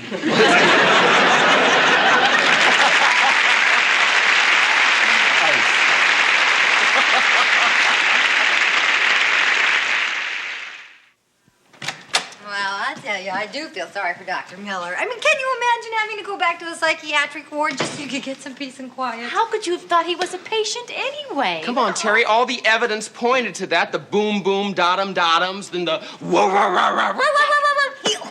You know what I'm talking about. Actually, Terry does have a point, Jack. I mean, we shouldn't have just jumped to conclusions because of the way things seem. That's right. Circumstantial evidence can be misleading. You may be right, like this guy I met last week at the Regal Beagle. He heard that I was living with two beautiful girls, and he thought that he assumed that, Yeah, we know. You mean he couldn't believe that the three of us were living here platonically? No, he kept going, sure. You straightened him out, I hope. Well. Jack, come on, did you? You did, didn't you? Well, the idea made him so happy. Who am I to spoil his fun? No, I'm only kidding. I did straighten him out. I told him that we're living here to share the rent, and we're all like one big happy family, and I never, ever have any of those kind of thoughts about... I know what it means. Rodney, I'm just being cosmopolitan. Dell snapped, before turning back to Justin with a smile that could sell ice to a penguin and then charge extra for the stick. Well, Justin, where shall I start? A few years ago, we were just ordinary blokes, working class heroes, if you will, living the dream in a high-rise in Peckham. Dill's mind drifted back. He remembered the smell of the market, the roar of the three-wheeled van, and the constant, nagging feeling that this time next year was a destination that kept moving further away. Then came the watch, the Harrison Lesser watch, a small piece of ticking history that had turned to market traders into multimillionaires overnight. We discovered an artifact, Dell said, his voice dropping into a reverie, an almost priceless piece of British horology. At first, Rodney here being the philanthropist he has wanted to give it to the British Museum. A gift to the nation, he said. Rodney looked at the ceiling. I never said that. Dell, you did, Rodney. In your heart, you did. But eventually, we decided to flog it. 6.5 million pounds. It was a number that still made Dill's head spin. They had divvied it up. In short, Uncle Albert had a nice little drink to see him through his twilight years, and then they had looked to the future. We sought professional advice. Dell continued, his chest swelling. A city stockbroker, He pointed us toward a vibrant venture, the Central American market. Rodney let out a long, slow breath. The Central American market. It had sounded so exotic. It had felt like the ultimate nice little earner. But the tides of the sea, as Del often mused, were as unpredictable as a Peckham election. Chapter 2. The Gilded Fall. The transition from the penthouses of London to the sun-drenched shores of Barbados had been seamless. For a while, the Trotters lived like royalty. There was Raquel, Del's significant other, the woman who had stood by him when he was selling hooky watches and now wore diamonds that could blind a pilot. There was Cassandra, Rodney's wife, whose patience was perhaps the only thing more substantial than their bank balance. And there was Damien, the son Del worshipped, the boy who would never have to know the weight of a suitcase. But even in paradise, the ghosts of Peckham lingered. We took the family everywhere, Del told Justin, his eyes shining with a mix of pride and a lingering grief he couldn't quite name. Business trips to the Caribbean, luxury hotels. We were making more money than the Royal Mint, but we weren't. We weren't just about the cash. We were about the style. He remembered the swimming pools, the champagne, the sense that they were finally, truly, untouchable. And then the news hit. It was like the changing of the seasons. One day it was summer, and the next, the world was frozen. The negotiations in Central America had collapsed. The vibrant venture turned out to be a house of cards built on shifting sands. The internet, that invisible web Del only half understood, had carried the news of their ruin faster than a speeding bullet. Suddenly, Rodney interjected, his voice flat. The calls stopped coming. Our business associates became ghosts.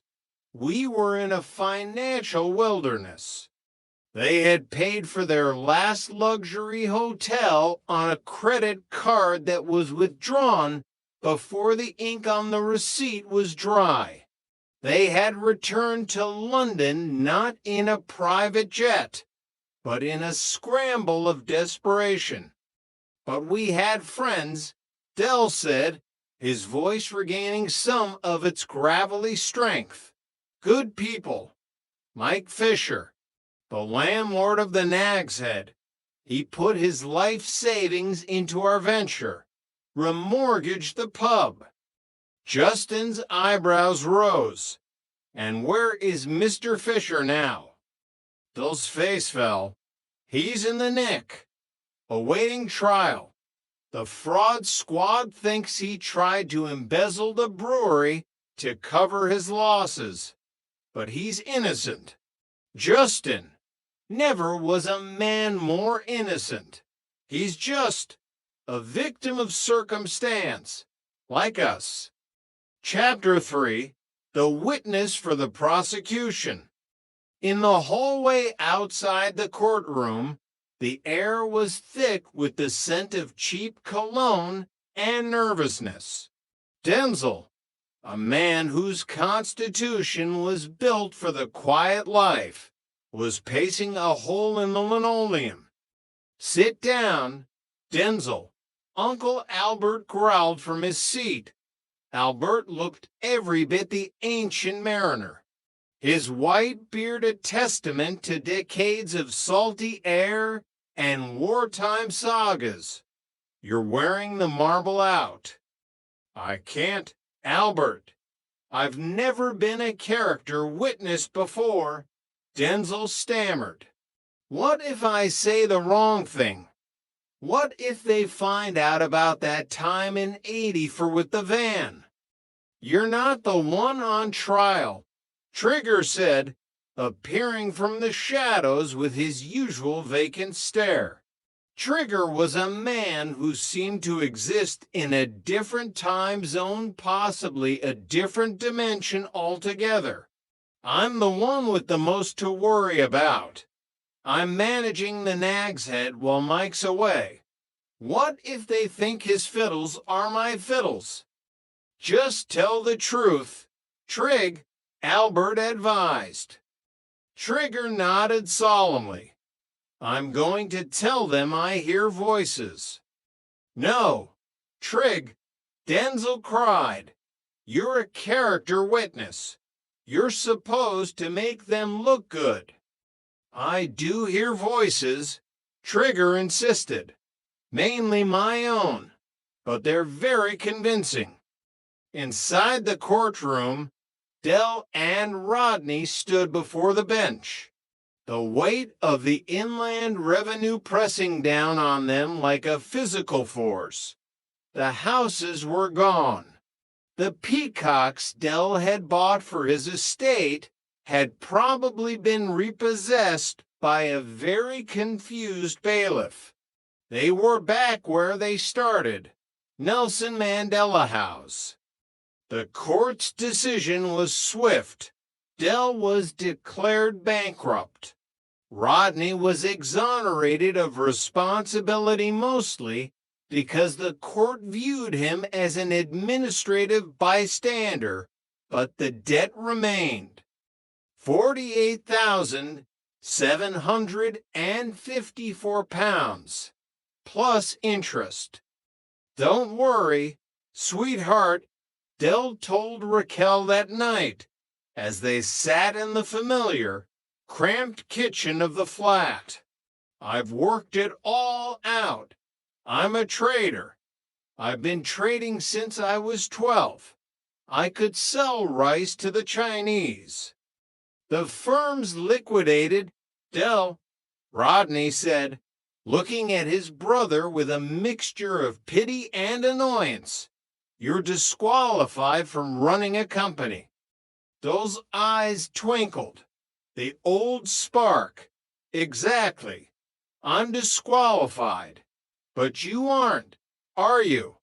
Rotters, you're young, enthusiastic, full of ideas.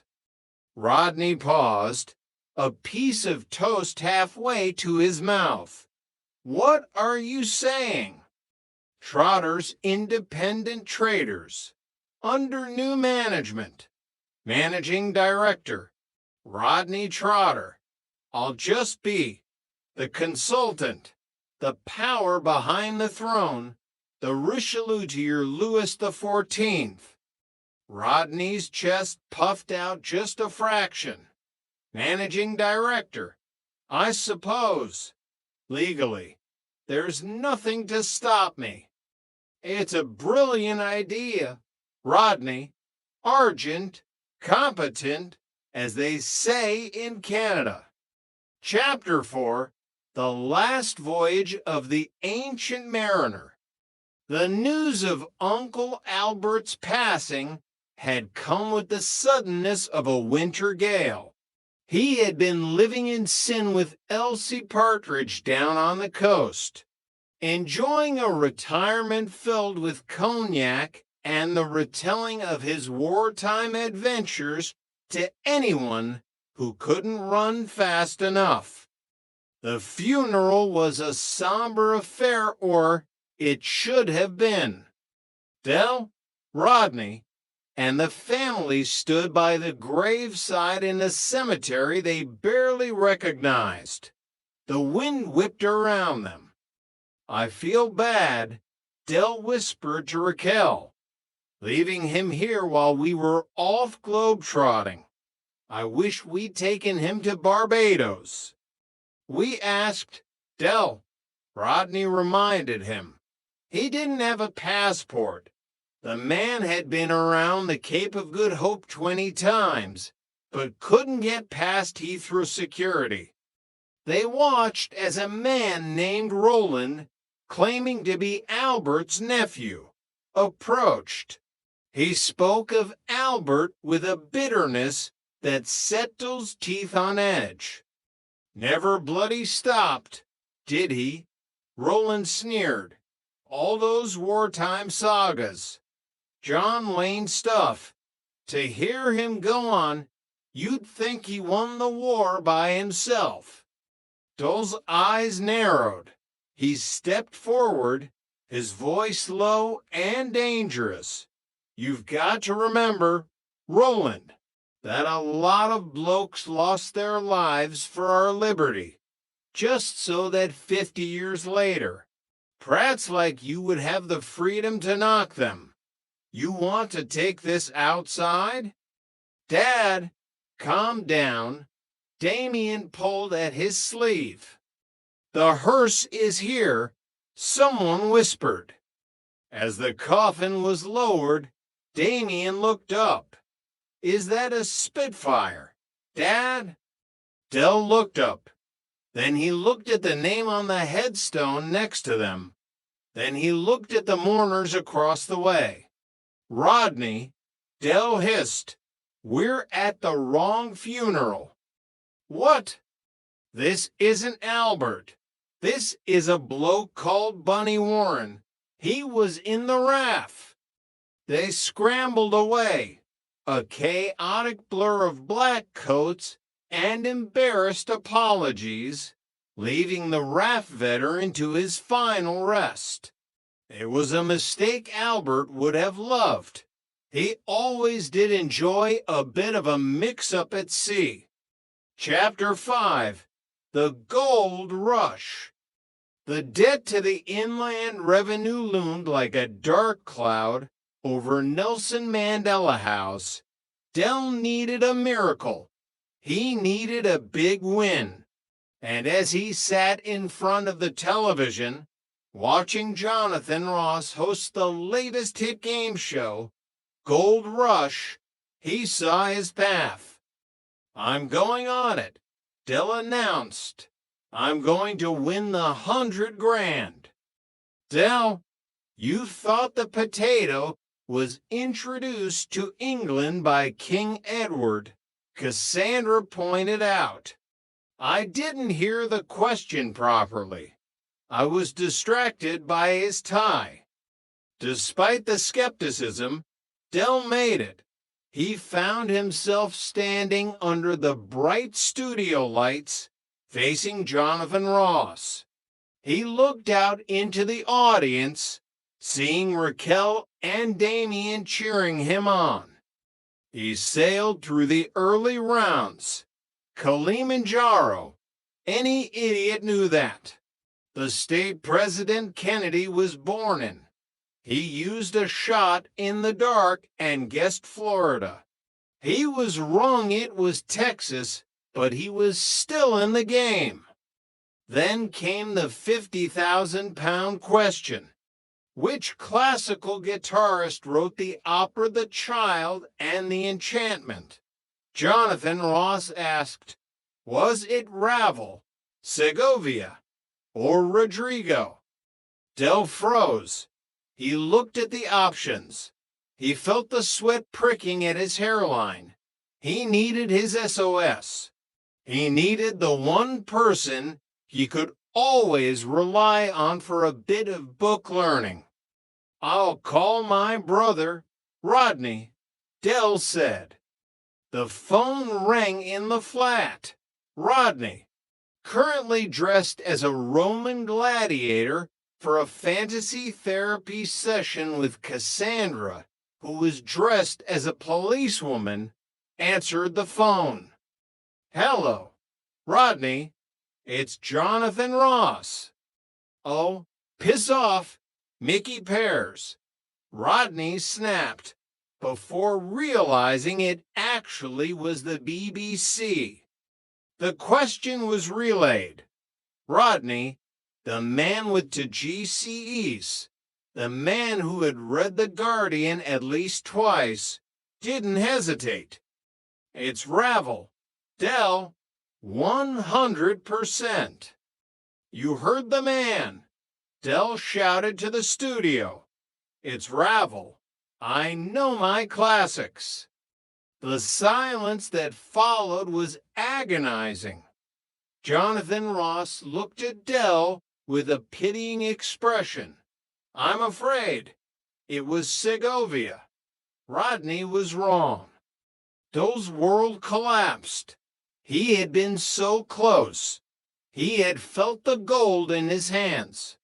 He walked off the stage, a broken man, leaving his family and his dignity behind in the studio. Chapter 6, The Ravel Twist. Hours later, Del wandered into the flat. His shoulders slumped. Raquel and the others were already there, the atmosphere thick with disappointment. I'm sorry, Raquel, Del mumbled. I could have sworn it was Ravel. And so could I, Cassandra sighed, still adjusting her police hat. Well, you're both dipsticks then, aren't you? Del snapped, his old fire returning for a brief moment. Everyone knows Ravel makes shoes. It was a trick question. He sank into the sofa, defeated. But then the phone rang. Hello. Yes, this is Derek Trotter. What? No. Dole's face went through a kaleidoscope of emotions. Shock, disbelief, and finally, a grin that could light up the whole of South London. He says there's been a mistake. It was Ravel. The researchers got it wrong. I've won the 50 grand, and I'm going back on the show for the 100. The room erupted. Cheers, hugs, and the sound of Rodney falling over his own gladiator sandals. We're back, Del shouted, punching the air. Who do you people think we are? We're the Trotters. This time next year, we'll be millionaires. In the distance, the jukebox from the Nag's Head seemed to play a celebratory tune. The suitcase was in the van, the dreams were back on the table, and in the heart of Peckham, the legend of the Trotters continued. Chapter 7, The Final Countdown. The following Thursday, the atmosphere at the BBC Television Center was electric. Del sat in the makeup chair, his skin being buffed to a radiant orange. He wore his luckiest suit, the one with the subtle pinstripe that he swore looked like bars of gold in the right light. Don't worry, Mr. Trotter, the makeup artist whispered. The country is rooting for you. The Ravel incident is the biggest story in the press. I know, darling, Del said, checking his reflection. I'm a national treasure, like the crown jewels, only with more charisma. Back in Peckham, the Nag's Head was packed. Trigger, Denzel, and Sid had organized a viewing party. Even Marlene was there, holding a drink that was 80% umbrella. If he wins, Denzel said, his voice trembling with excitement, he might pay me back for that faulty satellite dish. Don't be optimistic, Denzel, Trigger advised. I once lent him a $5 in 1974. I'm still waiting for the interest to compound. The show began.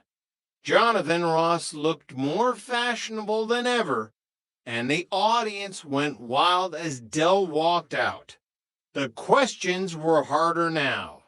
Ancient history, quantum physics, which Del guessed was something to do with the price of fish, And then, the final question.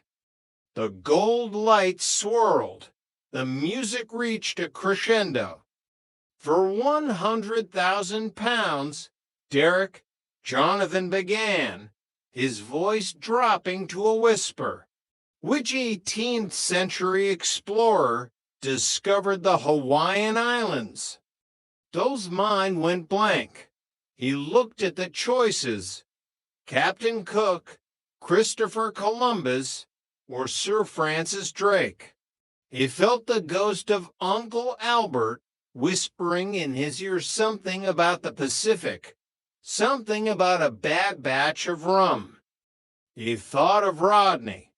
Rodney, who was currently at home, probably hiding under the sofa to avoid the stress.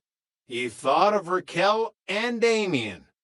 Captain Cook, Dell said, his voice steady. James Cook. I remember it because my old granddad once tried to sell a map of the islands to a bloke in the Nag's Head. The studio fell into a hush. Jonathan Ross held the silence for an eternity. Derek, you are correct. The explosion of noise was deafening. Dell was swamped by glitter, lights, and the realization that the taxman was officially off his back. Chapter 8. A New Dawn in Peckham. The celebration at the Nag's Head lasted until the early hours of the morning. Dell arrived in a stretch limo, his pockets literally bulging with the official confirmation of his winnings. Drinks on the house, Dell roared as he was carried into the pub on the shoulders of his friends. But as the night wore on and the champagne began to settle, Dell found himself sitting in the corner with Rodney. The gladiator outfit had been exchanged for a sensible sweater, but Rodney still looked slightly shell-shocked. We did it, Rodders, Dell said, clinking his glass against Rodney's. The debt's paid. The flat is safe. We might even have enough left over for a nice little holiday. Not Barbados, maybe somewhere a bit more. Humble. Bognor Regis? Dell, Rodney said, looking at his brother. I'm sorry I got that first question wrong. I really thought I'd blown it for you. Forget it, Rodney. If you hadn't been wrong, we wouldn't have had the drama. And without the drama, we wouldn't have been on the front page of the Sun. It's all marketing. Prove. It's all part of the master plan. In the corner, Trigger was talking to a portrait of the Queen. I hear voices. Your Majesty, they're telling me that this time next year, we're going to be millionaires. Dell laughed, a sound that echoed through the smoky room. The suitcase might be in the van, and the van might be a bit rusty, but the Trotter spirit was invincible. As the sun began to rise over Nelson Mandela House, painting the concrete in shades of pink and gold, Derek Delboy Trotter looked out over his kingdom. You know, Rodney, he whispered, life's a lot like the changing of the seasons. But as long as you've got family and a bit of laboratory, Garney, you'll always find your way home. It's raison d'etre, Dell, Rodney sighed. Whatever, Rodney, just whatever.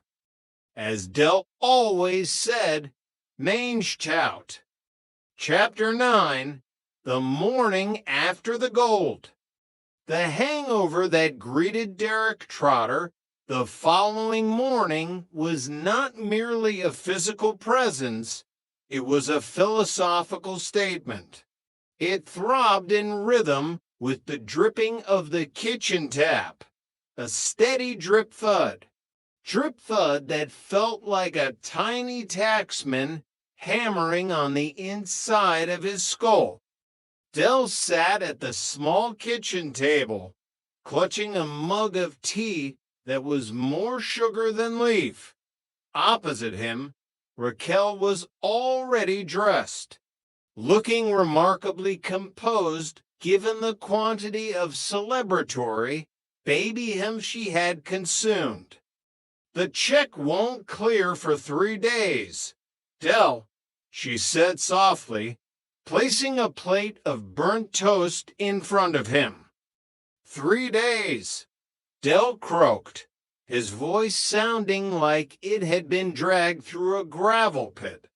I've got people to pay, Raquel. I've got commitments. I've got a lifestyle to maintain.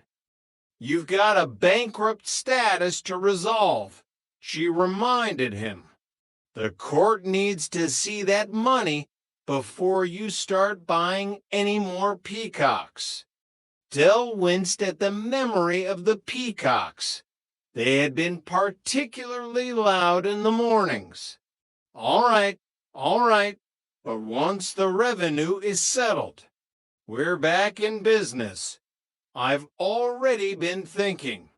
Raquel, this gold rush thing, it's opened doors. I've had 3 calls already this morning. From who? Mickey Pierce? No. Well, one was Mickey wanting to borrow a pony, but the others, serious people, media types. They want the Peckham millionaire back on the box. They want a piece of the Trotter magic. In the next room, the sound of Rodney's bedroom door opening signaled the arrival of the managing director.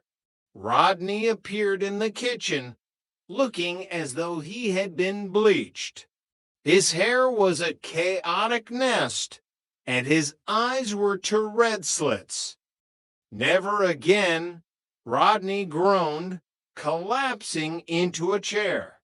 I am never drinking with Trigger again. He thinks he's an immortal. Del, he kept buying rounds of something called the Sidewinder. I think it was mostly paraffin. Suck it up, Rodders, Del chirped, feeling a sudden surge of adrenaline as the caffeine hit his system. You're a man of means now, a man of stature. We've got to go down to the bank and show them who's boss. I don't want to show anyone who's boss. Rodney mumbled into the table. I want to go to sleep for a fortnight. No time for sleep. We've got to strategize. Now that the debt is cleared, Trotter's Independent Traders needs a new direction. Something classy. Something digital. Rodney lifted his head, a look of genuine fear crossing his face. Digital? Del, the last time you tried something digital, you bought a pallet of calculators that only did subtraction. That was a manufacturer's defect, Rodney, and I sold them to a weight loss clinic. It was genius. No, this time, I'm talking about the internet, the World Wide Web. We're going global. Proof. From the van to the cloud. Chapter 10, The Digital Frontier. The transformation of the Nelson Mandela House living room into a tech hub was, in Del's mind, a masterstroke. He had acquired a computer, a second-hand beast that hummed like a small jet engine and emitted a faint smell of ozone from a contact in the trade. This is it, Rodney, Del said, gesturing proudly at the flickering screen. The future. We're going to set up a website, trotters global.com. We can sell anything to anyone, anywhere. Rodney sat at the keyboard, his fingers hovering tentatively. And what, exactly, are we selling? Del, everything. We're an aggregator. We take the finest goods from the markets of Peckham and we offer them to the discerning shoppers of Tokyo, New York, and Slough. Del, we haven't got any stock. We've got 3 boxes of slightly singed silk scarves and a crate of Spanish onions. That's the beauty of the internet. Rodney, we don't need stock. It's called drop shipping. Someone buys a scarf in Ohio. I go down to the market, buy one from Monkey Harris, and post it. No overheads, no warehouses, no taxman. Well, maybe some taxman, but I'll work on that. Cassandra walked in, looking at the chaotic setup with a mixture of amusement and concern. Rodney, I thought we were going to look at that new flat today, now that the money is coming in. In a minute, Cass, Rodney said, his eyes beginning to glaze over as he navigated the primordial internet of the early 2000s. I'm just trying to figure out how to register a domain name. It says here we need a credit card. Use the company one, Del shouted from the kitchen, where he was trying to brew a more potent pot of tea. Del, the company credit card was cut in half by a bailiff 3 weeks ago, Rodney reminded him. All right, use your personal one. I'll pay you back once the ravel money clears. It's an investment. Rodney, think of the branding. Think of the reach. For the next 4 hours, the flat was a hive of frantic activity. Rodney, despite his skepticism, found himself getting sucked into the challenge of building a web page. He used a primitive site builder, uploading grainy photos of Dul's exclusive merchandise. By sunset, Trotter's Independent Traders Global Solutions was live. Look at that, Del whispered, staring at the screen. It's beautiful. It's like the Louvre, only with better deals. It's a bit basic, Del, Cassandra noted. And you've spelled independent wrong. There's an E in there. It's a stylistic choice, Cassandra. It makes us look edgy, unconventional. Suddenly, the computer emitted a loud ping. What was that? Del jumped. We've got an order, Rodney said, his voice trembling. Someone in Zurich wants 12 crates of the Spanish onions. Del froze. He looked at Rodney. He looked at the Spanish onions sitting in the hallway. 12 crates? I've only got one. Well, you'd better get down to the market, hadn't you? Rodney smirked.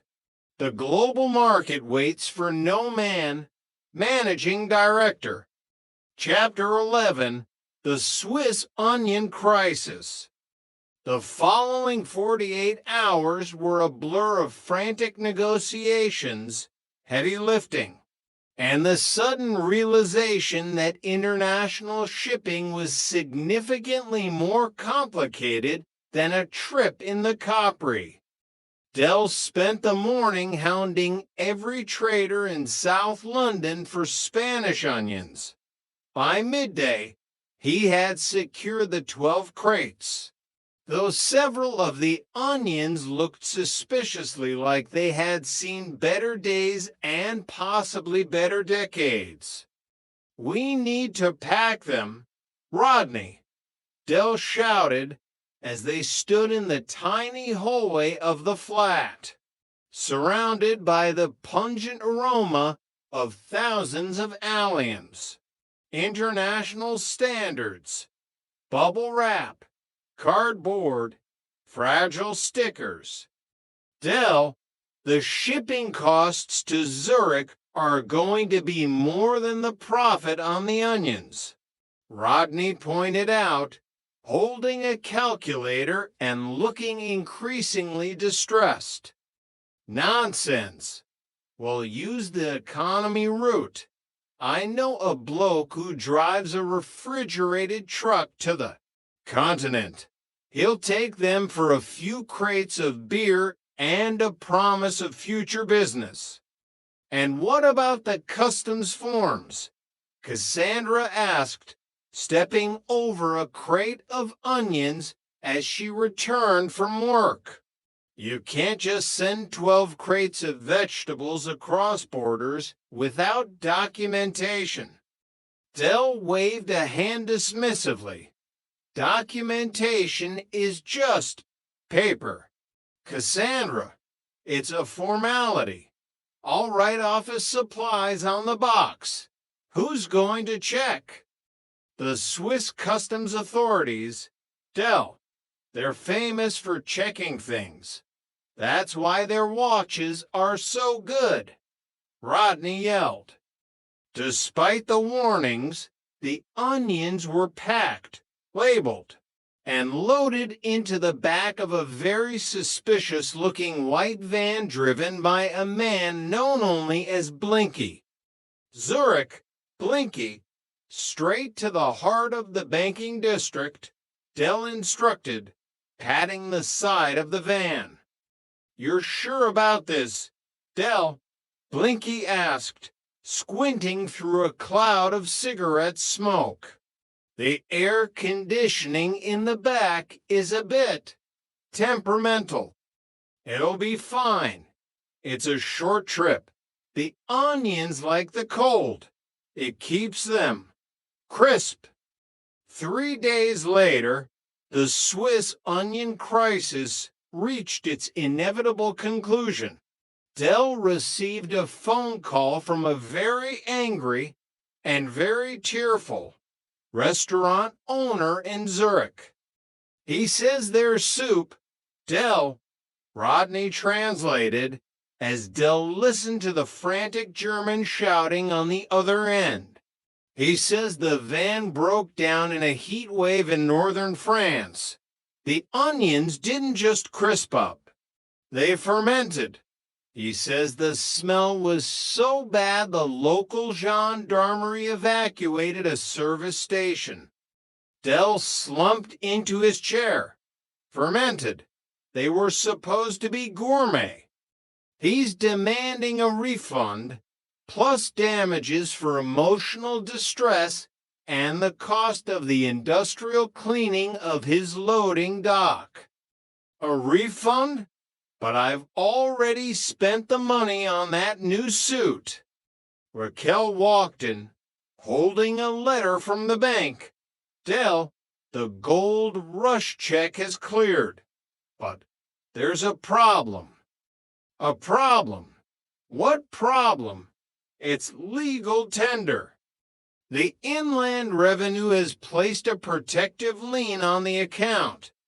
They're auditing every business transaction from the last 10 years before they release the surplus.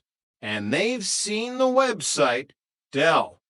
Rodney put his head in his hands. The website with the office supplies onions. They want to know, Raquel continued, her voice calm but deadly, why an administrative consultant is exporting 12 crates of office supplies to Switzerland in a van with no insurance. Dell looked at the computer screen. where TROTTERSglobal.com was still flickering, offering luxury silk scarves to an unsuspecting world. Well, Dell whispered, a slow grin beginning to spread across his face despite the mounting catastrophe. You know what they say, Rodney. No publicity is bad publicity. We're on their radar now. We're players. We're targets, Dell. We're targets. Chapter 12, The Legacy of Nelson Mandela House. The audit lasted for 6 weeks. It was a period of intense scrutiny, during which a very polite, very persistent young man named Mr. Henderson spent his days sitting in the Trotter living room, going through shoe boxes of receipts that were mostly handwritten and occasionally stained with curry sauce. Dell, however, was undeterred. He treated Mr. Henderson like an honored guest, offering him vintage port, which was actually a cheap sherry he'd rebottled, and regaling him with stories of the good old days on the markets. You see, Henderson, Dell said, leaning back with a cigar, business isn't just about numbers. It's about people. It's about the vibe. You can't put a price on the Trotter vibe. Mr. Henderson looked up from a receipt for 200 pairs of slightly used earmuffs. I'm trying to put a price on your VAT liabilities, Mr. Trotter. The vibe is currently non-taxable, though I'm sure the Chancellor would change that if he could. By the end of the 2nd month, a settlement was reached. The gold rush winnings were used to clear the final debts, pay the fines for the Swiss onion incident, and settle a long-standing dispute with a local firm over some faulty patio furniture. When the dust settled, the Trotters were left with a sum that was considerably smaller than £100,000, but considerably larger than zero. We've got 15,000 left, Dell, Rodney said, sitting on the balcony of the flat and looking out over the London skyline. After everything, 15 grand. Clear and simple. 15 grand. Dell joined him, leaning on the railing. That's a lot of money, Rodney. That's enough for a fresh start, a real one. Cassandra wants to move. Dell, we've found a place in a quiet street.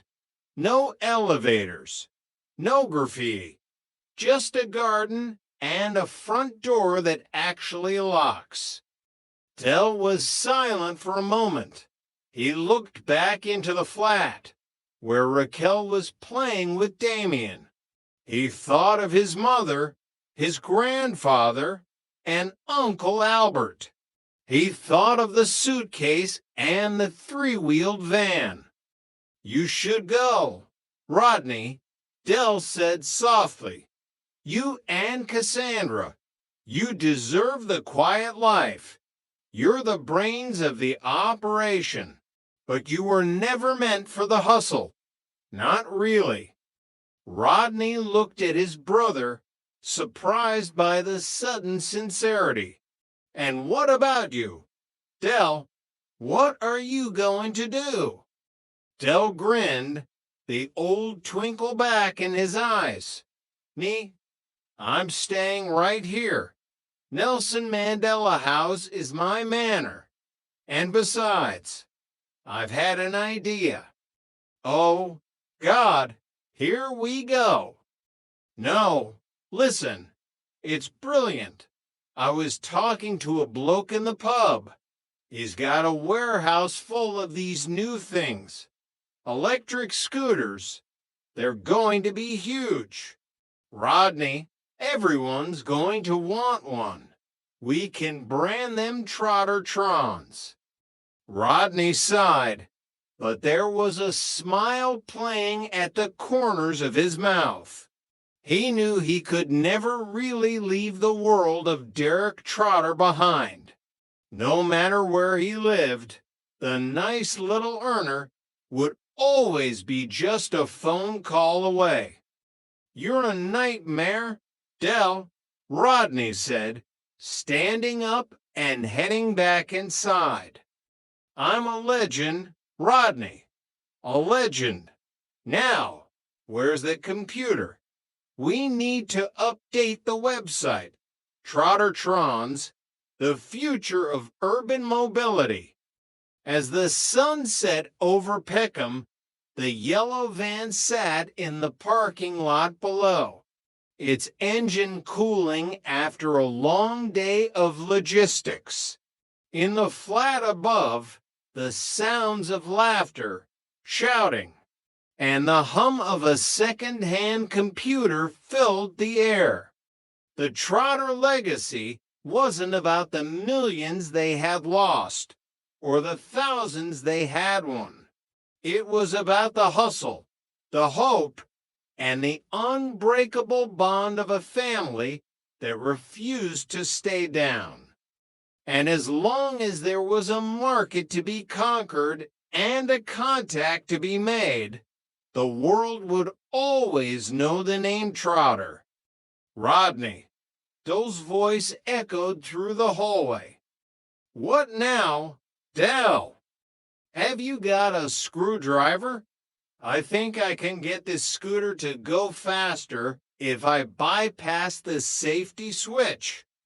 "Mange tout, Rodney," Del whispered to himself, reaching for a cigar. "Mange tout." The end. Only Fools and Horses, The Trotter Chronicles. A novelization of If They Could See Us Now. Chapter 1, The Echoes of a Suitcase. The yellow Reliant Regal Supervan 3 rattled through the streets of Peckham, a three-wheeled relic of a bygone era that refused to die.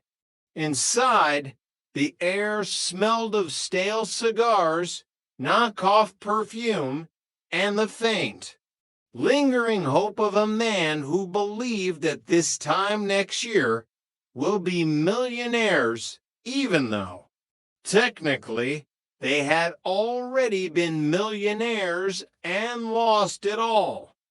Derek Delboy Trotter gripped the steering wheel with fingers adorned with rings that caught the pale London sun. He was humming a tune, a rhythmic cadence that mirrored the ups and downs of his life. It was a song about suitcases and mysteries, about the changing seasons and the tides of the sea. It was the anthem of the street trader, the philosophy of a man who lived by his wits and his hooky gear. "I'll fetch the suitcase from the van," Del muttered to himself, his voice a gravelly baritone. "'Cause if you are the bestest, but you don't ask questions, then, brother, I'm your man." Beside him, Rodney, his younger brother, the one with the GCEs and the sensitive disposition, looked like he was about to have a nervous breakdown. Rodney was staring out the window at the familiar gray blocks of Nelson Mandela House, his lanky frame cramped in the passenger seat. "What's up with you, Rodney?" Del asked, glancing at his brother.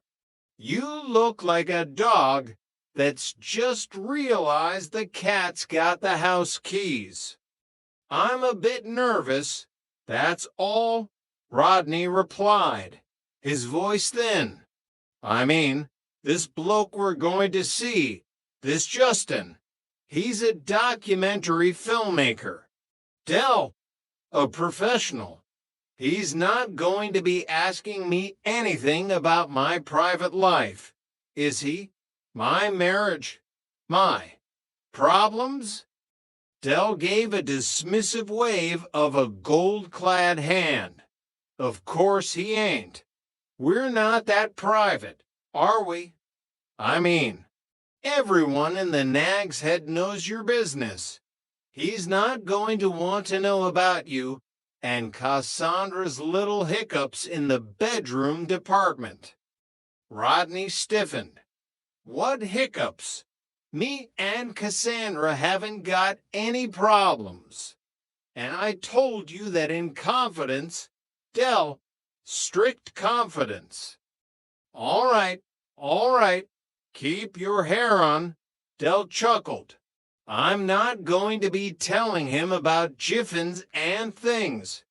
And I won't tell him what Cassandra wears. Either. Unless he asks, of course, for the sake of the narrative. They arrived at the office building, a glass and steel monolith that screamed success in a way the Trotters no longer did.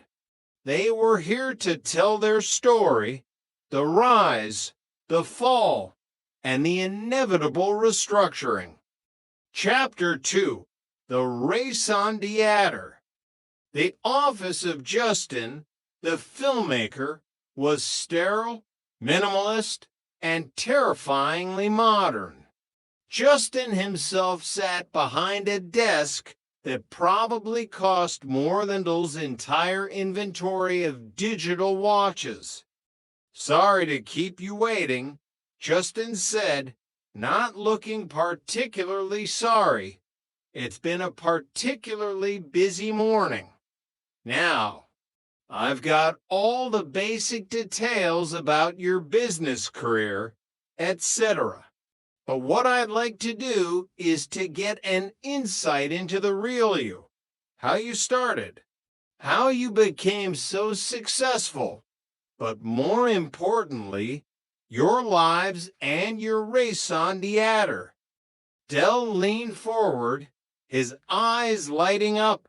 Oh, no, Laboratory Garney, he replied, mangling the French with his signature confidence. To Dell, French was not a language. It was a spice you sprinkled on a conversation to make it taste expensive.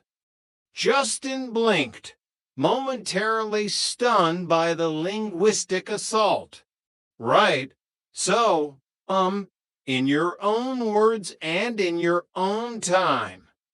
Dell settled back, his mind drifting back through the years.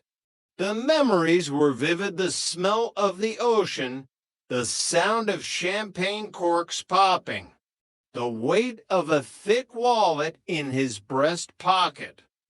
Well, where shall I start? Justin, Dell began, his voice taking on a storyteller's lilt. Up to a few years ago, we were just very ordinary people living, well, very ordinary lives, weren't we, Rodney? Weren't we? Rodney nodded gloomily. And then Dell continued, his eyes sparkling, as you know. One day I discovered an historic and almost priceless artifact, the Harrison watch. We didn't know what to do with it at first. We thought about donating it to the British Museum as a national treasure, a gift to the people. Rodney cleared his throat, and then we decided to flog it. Exactly. Dell beamed, and before you know it, Rodders and me have come into an ion 6.5 million quid. 6.5 million. Justin, it was cushy. It was more than cushy. It was magnifique. Dell described the aftermath with the flourish of a man describing a religious experience. They had divvied the dosh, ensuring Uncle Albert got a nice little drink. They had donated to charity enormously, of course, or at least, that was Dill's version of events. But eventually, they had to think about the future. We sought out this city stockbroker, Dell said, his expression turning serious. A man of vision. He advised us to invest in a new and vibrant venture, the Central American market. It was attracting massive funds from all over the world. We were making more money than the Royal Mint. Chapter 3, The High Life and the Deep Fall. For a while, the Trotters had lived the dream. Dell described the luxury villas in Barbados, the private jets, and the constant flow of cocktails with little umbrellas. They had taken the whole family, Raquel, his significant other, Rodney, Cassandra, and the young Damien. Even the memories of Damien's antics were tinted with gold. People were complaining at the hotel. Dell chuckled. Dominic, the manager, said Damien had. Well, he'd relieved himself in the swimming pool. Cassandra was all upset, but I told her all little boys do that, don't they? Rodney groaned. Yes, Dell, but not from the top of the 4-meter diving board. The laughter in the office died away as Dell's face fell. The memory of the crash was like a cold wind blowing through the room. And then, just as everything seemed to be going so well, something terrible happened, Dell whispered. The Central American market hadn't just dipped, it had evaporated. Negotiations collapsed, the currency became worthless, and the investments vanished into the jungle there. They had been wiped out. The credit cards were withdrawn while they were still in their luxury hotel. Derek is, if nothing else, a very creative businessman, Rodney added, his voice dry. He came up with a solution to our dilemma. We literally ran for the airport. The news hit the UK like a thunderbolt. Their business associates vanished. The phones stopped ringing. They were cast into a financial wilderness. Their old friends from Peckham were gutted for them mostly because many of them, like Mike Fisher from the Nag's Head, had invested their own life savings into Dell's sure thing. Poor old Mike. Dell sighed. He remortgaged the pub. He's in prison now, awaiting trial for embezzlement. The fraud squad claims he tried to recoup his losses by dipping into the brewery still. Never was a man more innocent. He confessed to everything, Dell, Rodney pointed out. He was under duress, Dell insisted. Chapter 4, The Court of No Miracles. The scene shifted in Dell's mind to the sterile hallways of the bankruptcy court. The atmosphere was thick with the scent of cheap floor wax and desperation. Denzel, Trigger, Boyke, and Sid were there the Peckhamfer, acting as character witnesses. Denzel was wearing the marble out, pacing up and down, Dell recalled. He was terrified. He'd never been a character witness before. I told him he had nothing to worry about, Dell said. But Trigger was a different story. He told me he was going to tell the judge he heard voices. He wasn't even on trial. Rodney exclaimed. He was just there to say you were an honest man. The court case had been a disaster. The Trotters had lost everything. Their company-owned properties, the villas, the estate with the peacocks were gone. All that remained was their old flat in Nelson Mandela House, which Dell had fortunately kept in his own name. It just goes to show how our fortunes altered, Dell mused to Justin. One minute we're drinking Crystal on a yacht. The next we're back in Peckham, arguing over who used the last of the milk. The tension in the flat had been unbearable. The rows were constant. Dell and Rodney blamed each other for the crash. Raquel and Cassandra were caught in the crossfire. I wasted our birthright, Rodney had shouted during one particularly heated argument. You hired a helicopter to fly to Nice to collect magazines.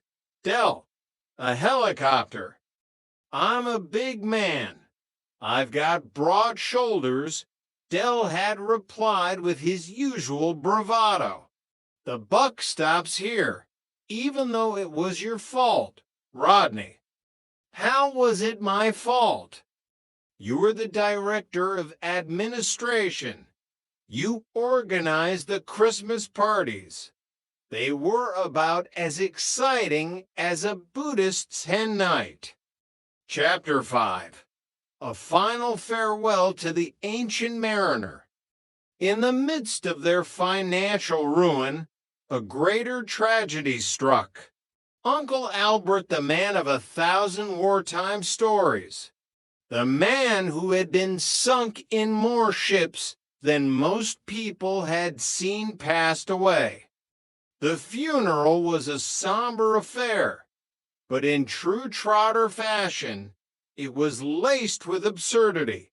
Dell and Rodney arrived at the cemetery, their faces etched with grief, only to realize they were at the wrong service.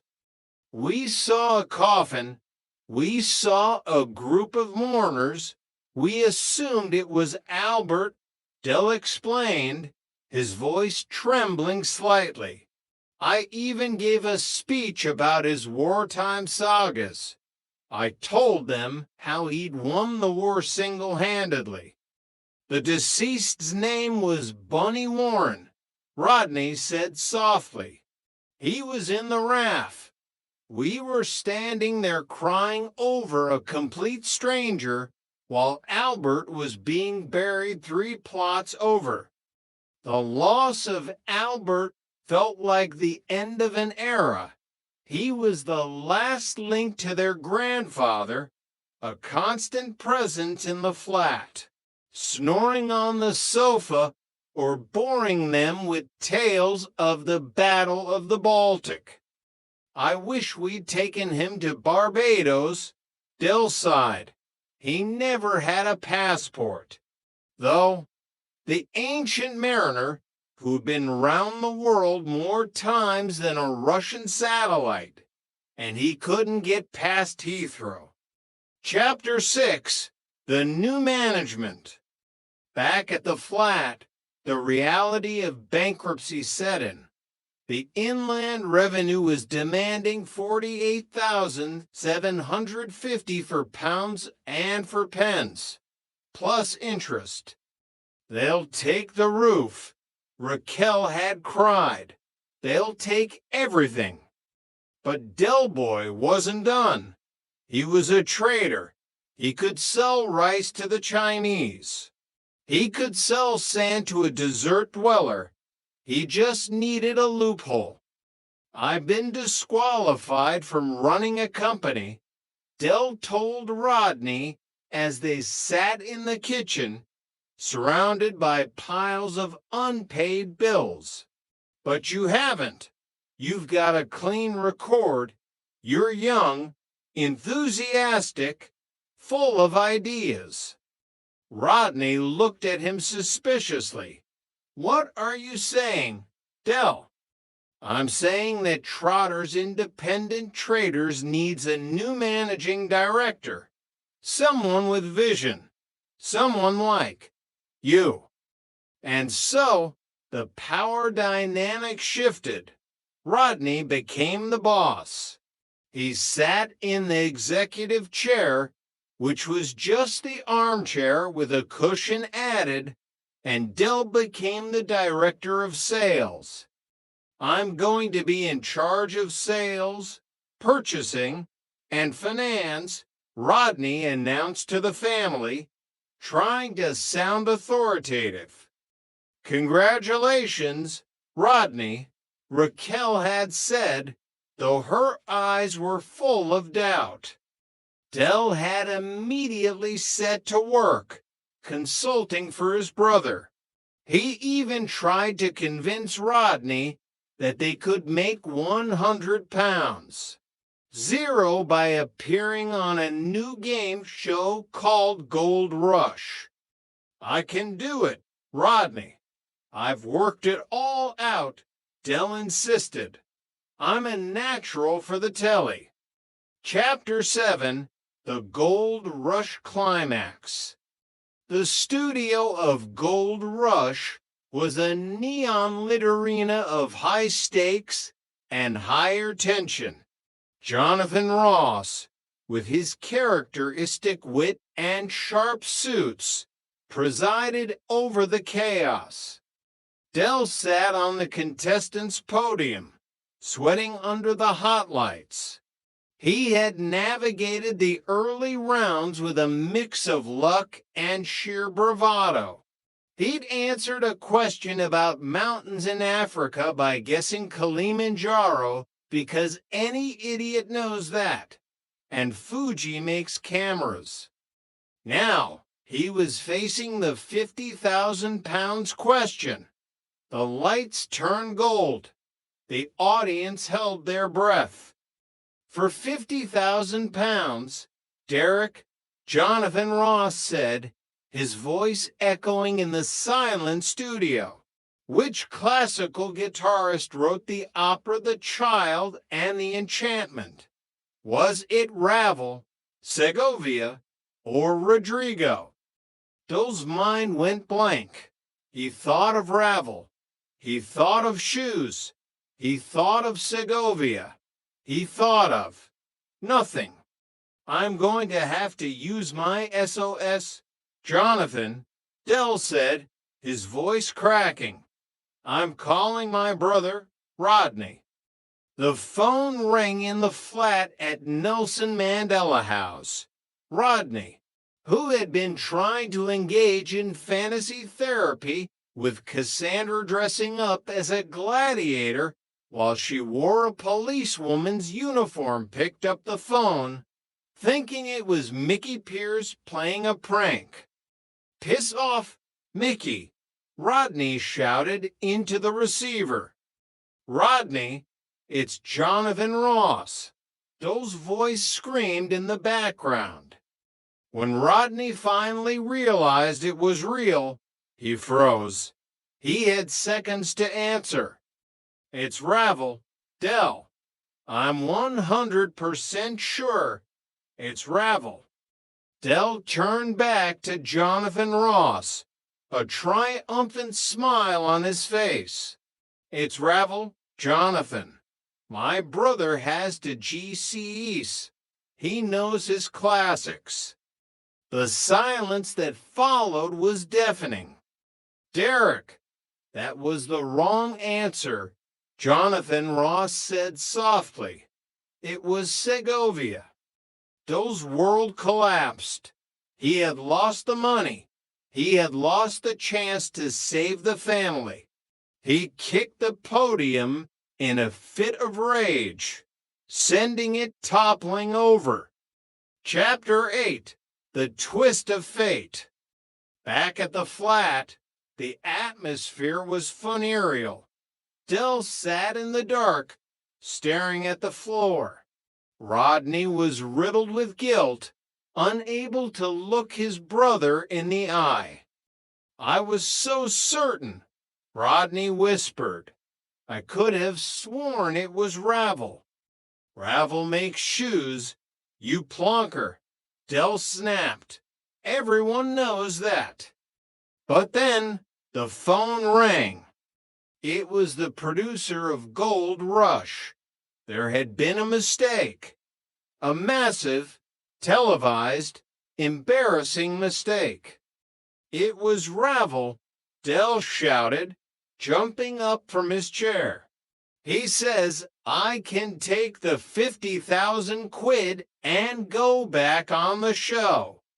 The flat erupted in cheers. Raquel hugged Dell. Cassandra kissed Rodney. For a moment, they were back on top. The Trotters were back in business. "What did I tell you? Rotters," Dell beamed, his gold rings glinting in the dim light of the flat. "This time next year, we'll be millionaires." Rodney smiled, a genuine, weary smile. "Yeah, Dell, this time next year." As the credits of their lives rolled in their minds, the yellow van continued its journey through the streets of Peckham. The suitcase was still in the back. The mysteries were still unsolved. But as long as they had each other and a bit of hooky luck, the world was still cushy. Chapter 9, The Ghost of the Sultan. Success, even in its most fleeting form, brought back those old habits. The 50,000 pounds wasn't the 6 million they once held, but in the bleak landscape of bankruptcy, it was a king's ransom. Dell immediately began acting like a tycoon again, much to Rodney's annoyance.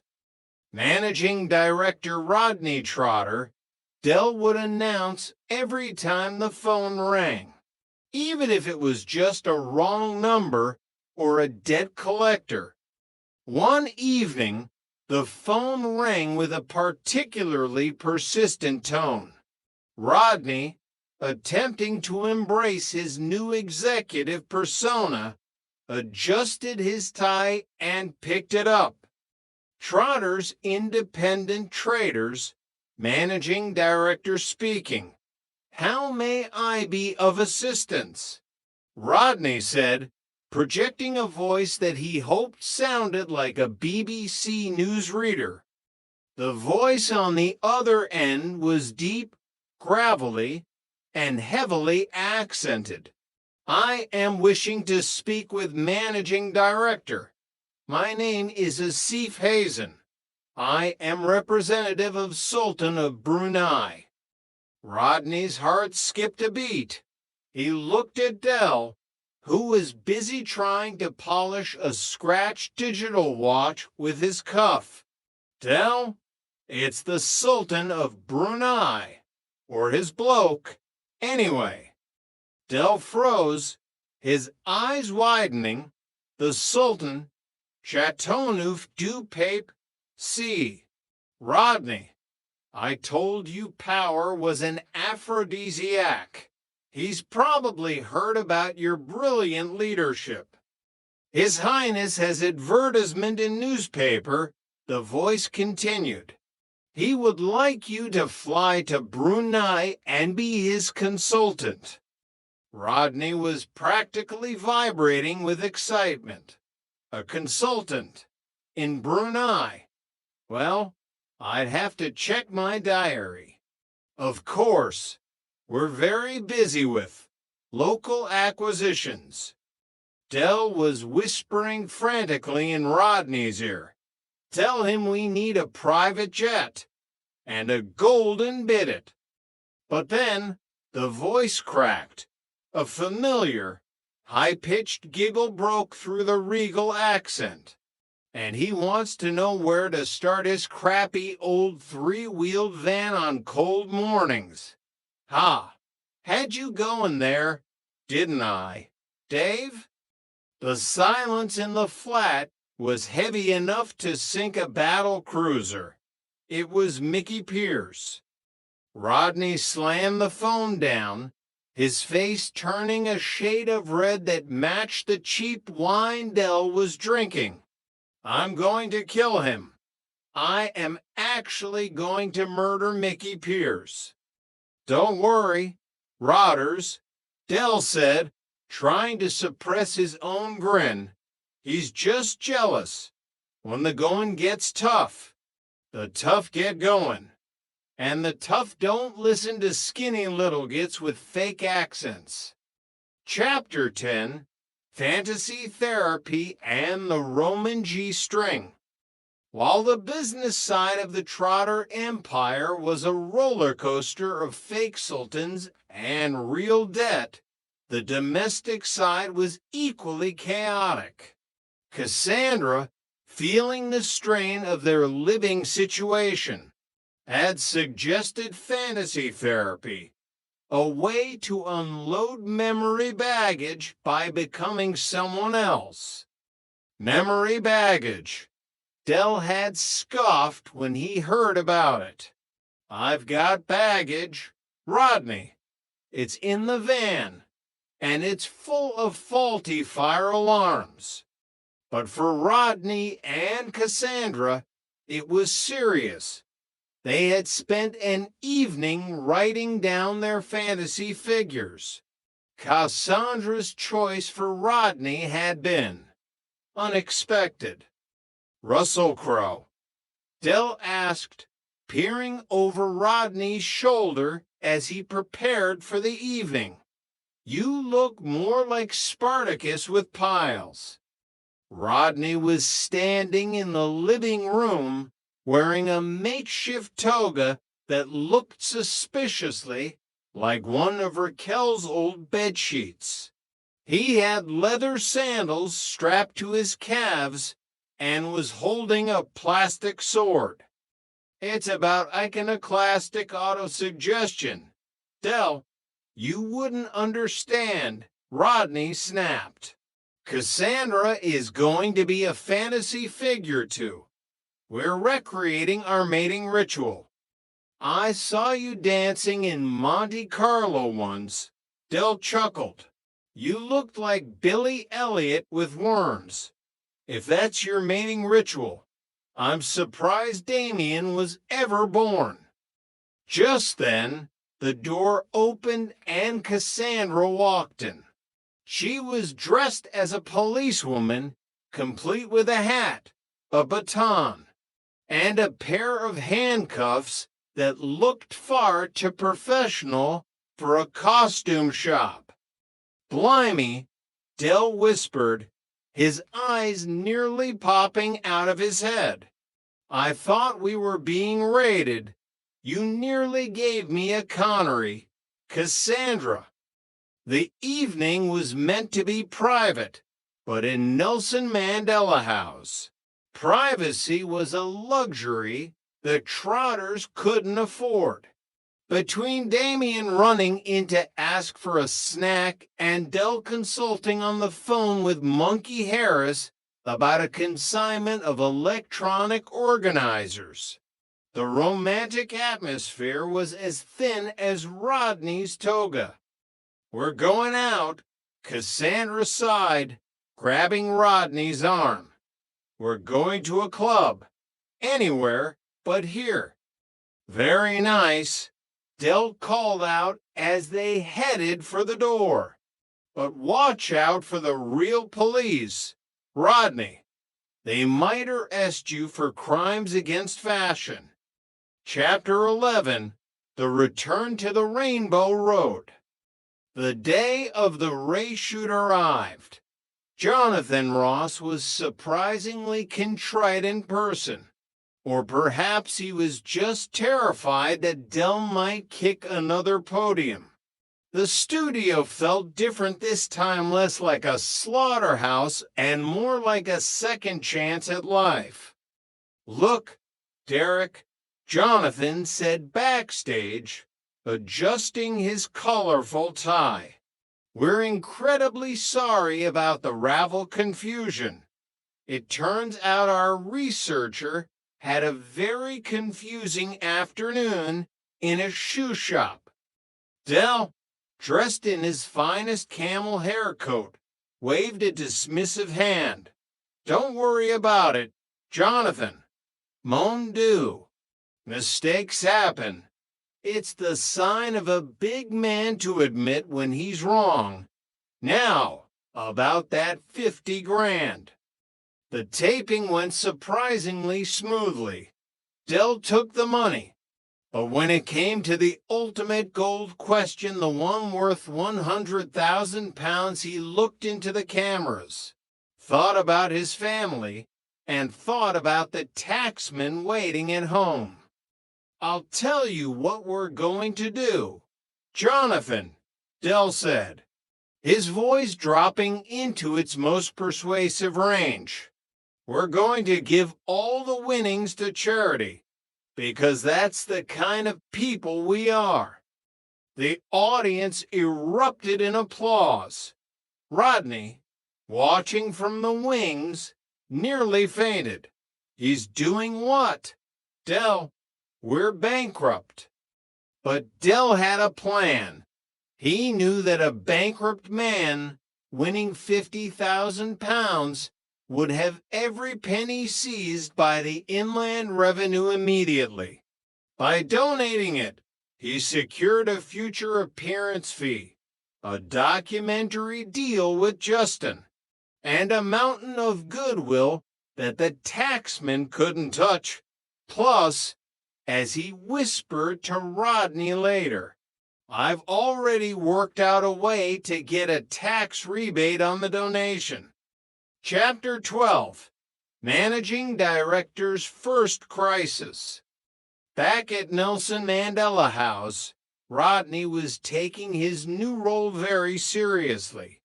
He had purchased a second-hand briefcase and a success motivational calendar. Right, Dell, Rodney said, clearing a space on the grease-stained kitchen table. As managing director, I've been looking into our overheads. The van needs a new exhaust, the storage unit rent is up, and we still haven't sold those musical umbrellas that play singing in the rain until the battery dies. Dell, who was busy trying to convince a man on the phone that a batch of slightly burnt toasters were actually antique charcoal-infused breakfast stations, looked up. Don't worry about the small stuff, Rodney. I've got a meeting with Monkey Harris. He's got a line on these new electronic organizers. They speak 10 languages. Rotters, you can sell them to anyone, tourists, businessmen, people who've lost their way in Peckham. We don't have the capital. Dell, Rodney protested. Capital is just a state of mind, Dell replied, tapping his nose. I've ranged it by now. Pay when we've flogged them deal. It's the future of retail, Rodney. It's called C'est la vie marketing. Rodney sighed, realizing that while the title on the door had changed, the man holding the suitcase remained the same. Chapter 13, The Phoenix of Peckham. The bankruptcy deadline was looming like a dark cloud over the horizon. The goodwill from the show was a start, but the interest was piling up. Dell knew they needed one big score, something that would clear the slate once and for all. He stood on the balcony of Nelson Mandela House, looking out over the sprawling concrete jungle of Peckham. The smell of frying onions from the burger van below wafted up, mixing with the scent of rain-damp pavement. You know, Rodney, Dell said, his voice unusually soft. This place, it's got a soul. People look at us and see a couple of losers in a three-wheeled van. But they don't see the history. They don't see the hustle. Rodney joined him, leaning his lanky frame against the railing. They see a bankrupt man and his brother who can't even get a job at a bank. Dell, that's where you're wrong. My son, Dell said, slapping Rodney on the back. We're the Phoenix of Peckham. We've been down before. We've been lower than a snake's belly in a pothole. But we always come back. Look at the markets today. They're bustling. People want a bargain. People need a bargain. He pulled a crumpled flyer from his pocket. Monkey Harris has got another line on those personal organizers. Only this time, they've got a built-in translator, 10 languages, including French. Rodney sighed, but a small smile played at the corners of his mouth. French, Dell, like laboratory Garney? Exactly. Mange tout, Rodney, mange tout, Dell beamed. We'll set up a stall, under new management. Of course, managing director Rodney Trotter. I'll just be the man with the suitcase. As the sun set over the tower blocks, casting long, orange shadows across the estate, the brothers stood in silence. The sound of a distant siren wailed, and the yellow van sat in the parking lot below, waiting for the next adventure. Epilogue, the soul of Peckham. In the Nag's Head later that night, the Peckhamford raised their glasses. The news of Dool's win and subsequent charity donation had spread like wildfire. Mike was still in the nick, and the pub was under Sid's questionable management, but the atmosphere was electric. He's a survivor, Ardell, Sid said, wiping a glass with a rag that hadn't been washed since the 1966 World Cup. Yeah, Trigger nodded, his eyes vacant as usual. I always knew he was a genius, even when he was crying over Bunny Warren. I think I'll buy one of those translators. Does it speak Peckham? And in the corner, near the jukebox, playing a scratchy version of a wartime song. A ghost of an old man with a white beard and a sailor's cap seemed to chuckle. The Trotters were bankrupt. They were broke. And they were the laughing stock of the borough, but they were home. And in Peckham, that was worth more than £6.5 million. As the lights dimmed in the pub, Del Boy leaned over to Rodney and whispered, "Don't worry, Rotters, this time next year." "I know, Del," Rodney replied, clinking his glass against his brother's. "I know." Author's note: this novelization explores the themes of family loyalty, the cyclical nature of success, and the indomitable spirit of the London working class. While the Trotters may lose their money, they never lose their raison d'etre. The Peckham Redemption, a Trotter Odyssey. Prologue, the mystery of the seasons. The yellow three-wheeled van, a Reliant Regal that had seen more repairs than the Great Wall of China, rattled through the streets of Peckham. To the casual observer, it was a motorized eyesore, a relic of a bygone era of fly pitching and suitcase trading.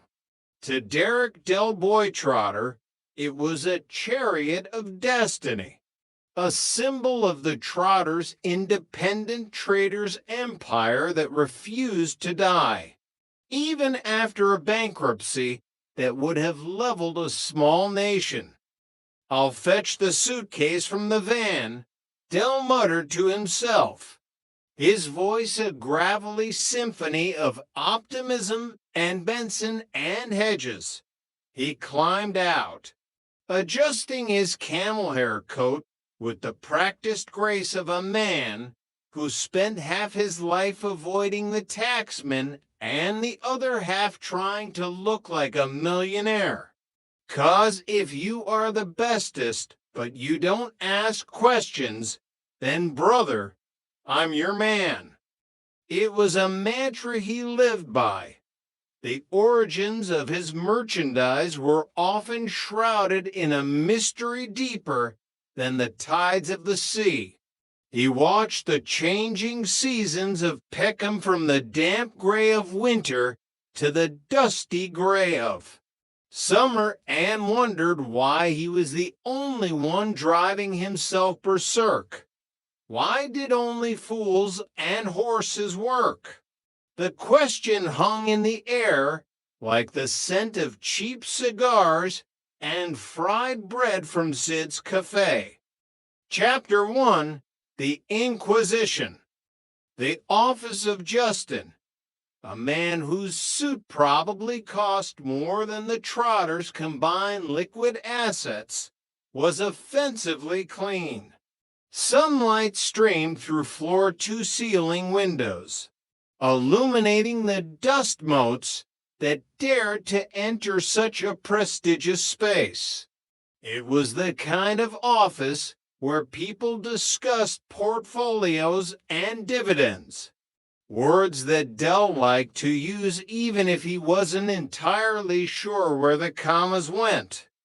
Rodney Trotter sat on the edge of a designer chair, looking like a man awaiting a firing squad. He adjusted his tie for the 14th time, his long legs folded uncomfortably. "What's up with you, Rodney?"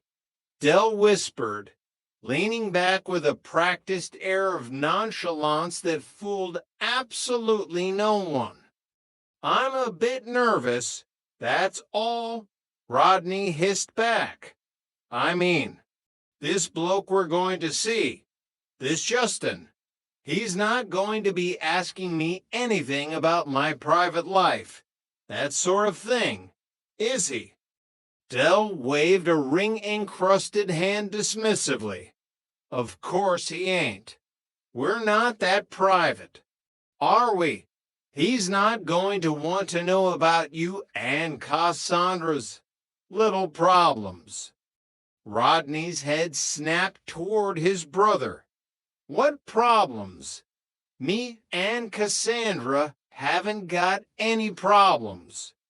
"That's not what you said to me the other night," Del countered, a predatory glint in his eye. "All right, so there's been one or two minor hiccups in the bedroom department," Rodney conceded, his voice dropping to a desperate whisper. "But they're personal, and I told you in confidence." Del smirked, adjusting his signet ring.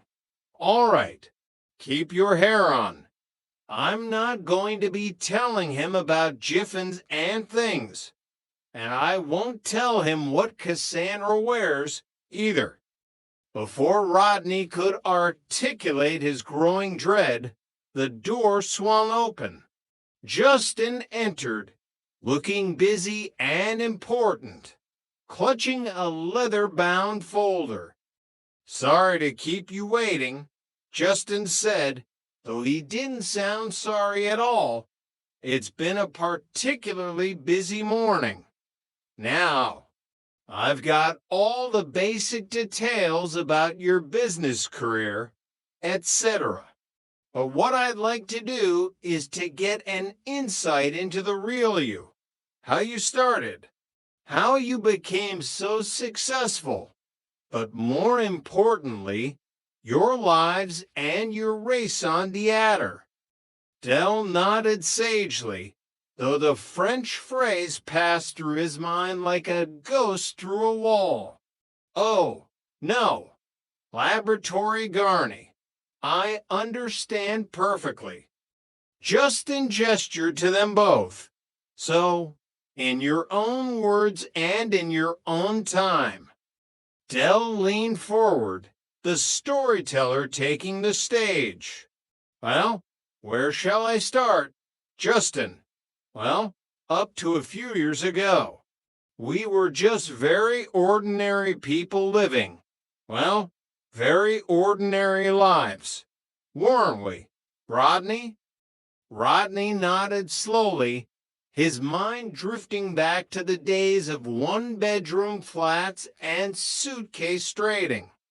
And then Dell continued, his voice dropping to a theatrical whisper. One day I discovered an historic and almost priceless artifact, an Harrison watch. At first, we didn't know what to do with it.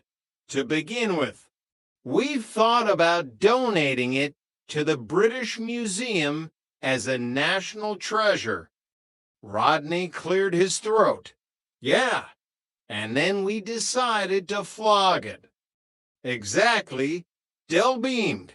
So, before you know it, Rodders and me have come into an eye on £6.5 million. Chapter 2. The Central American Mirage. We had to start thinking about our future, Dell explained to Justin, who was scribbling notes furiously.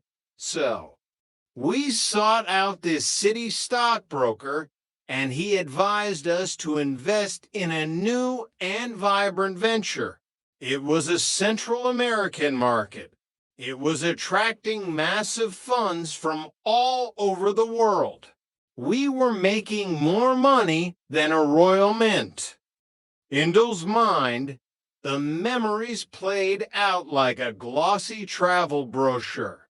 He saw himself and Raquel, Rodney and Cassandra, and young Damien living the high life. He remembered the luxury hotels, the palm trees,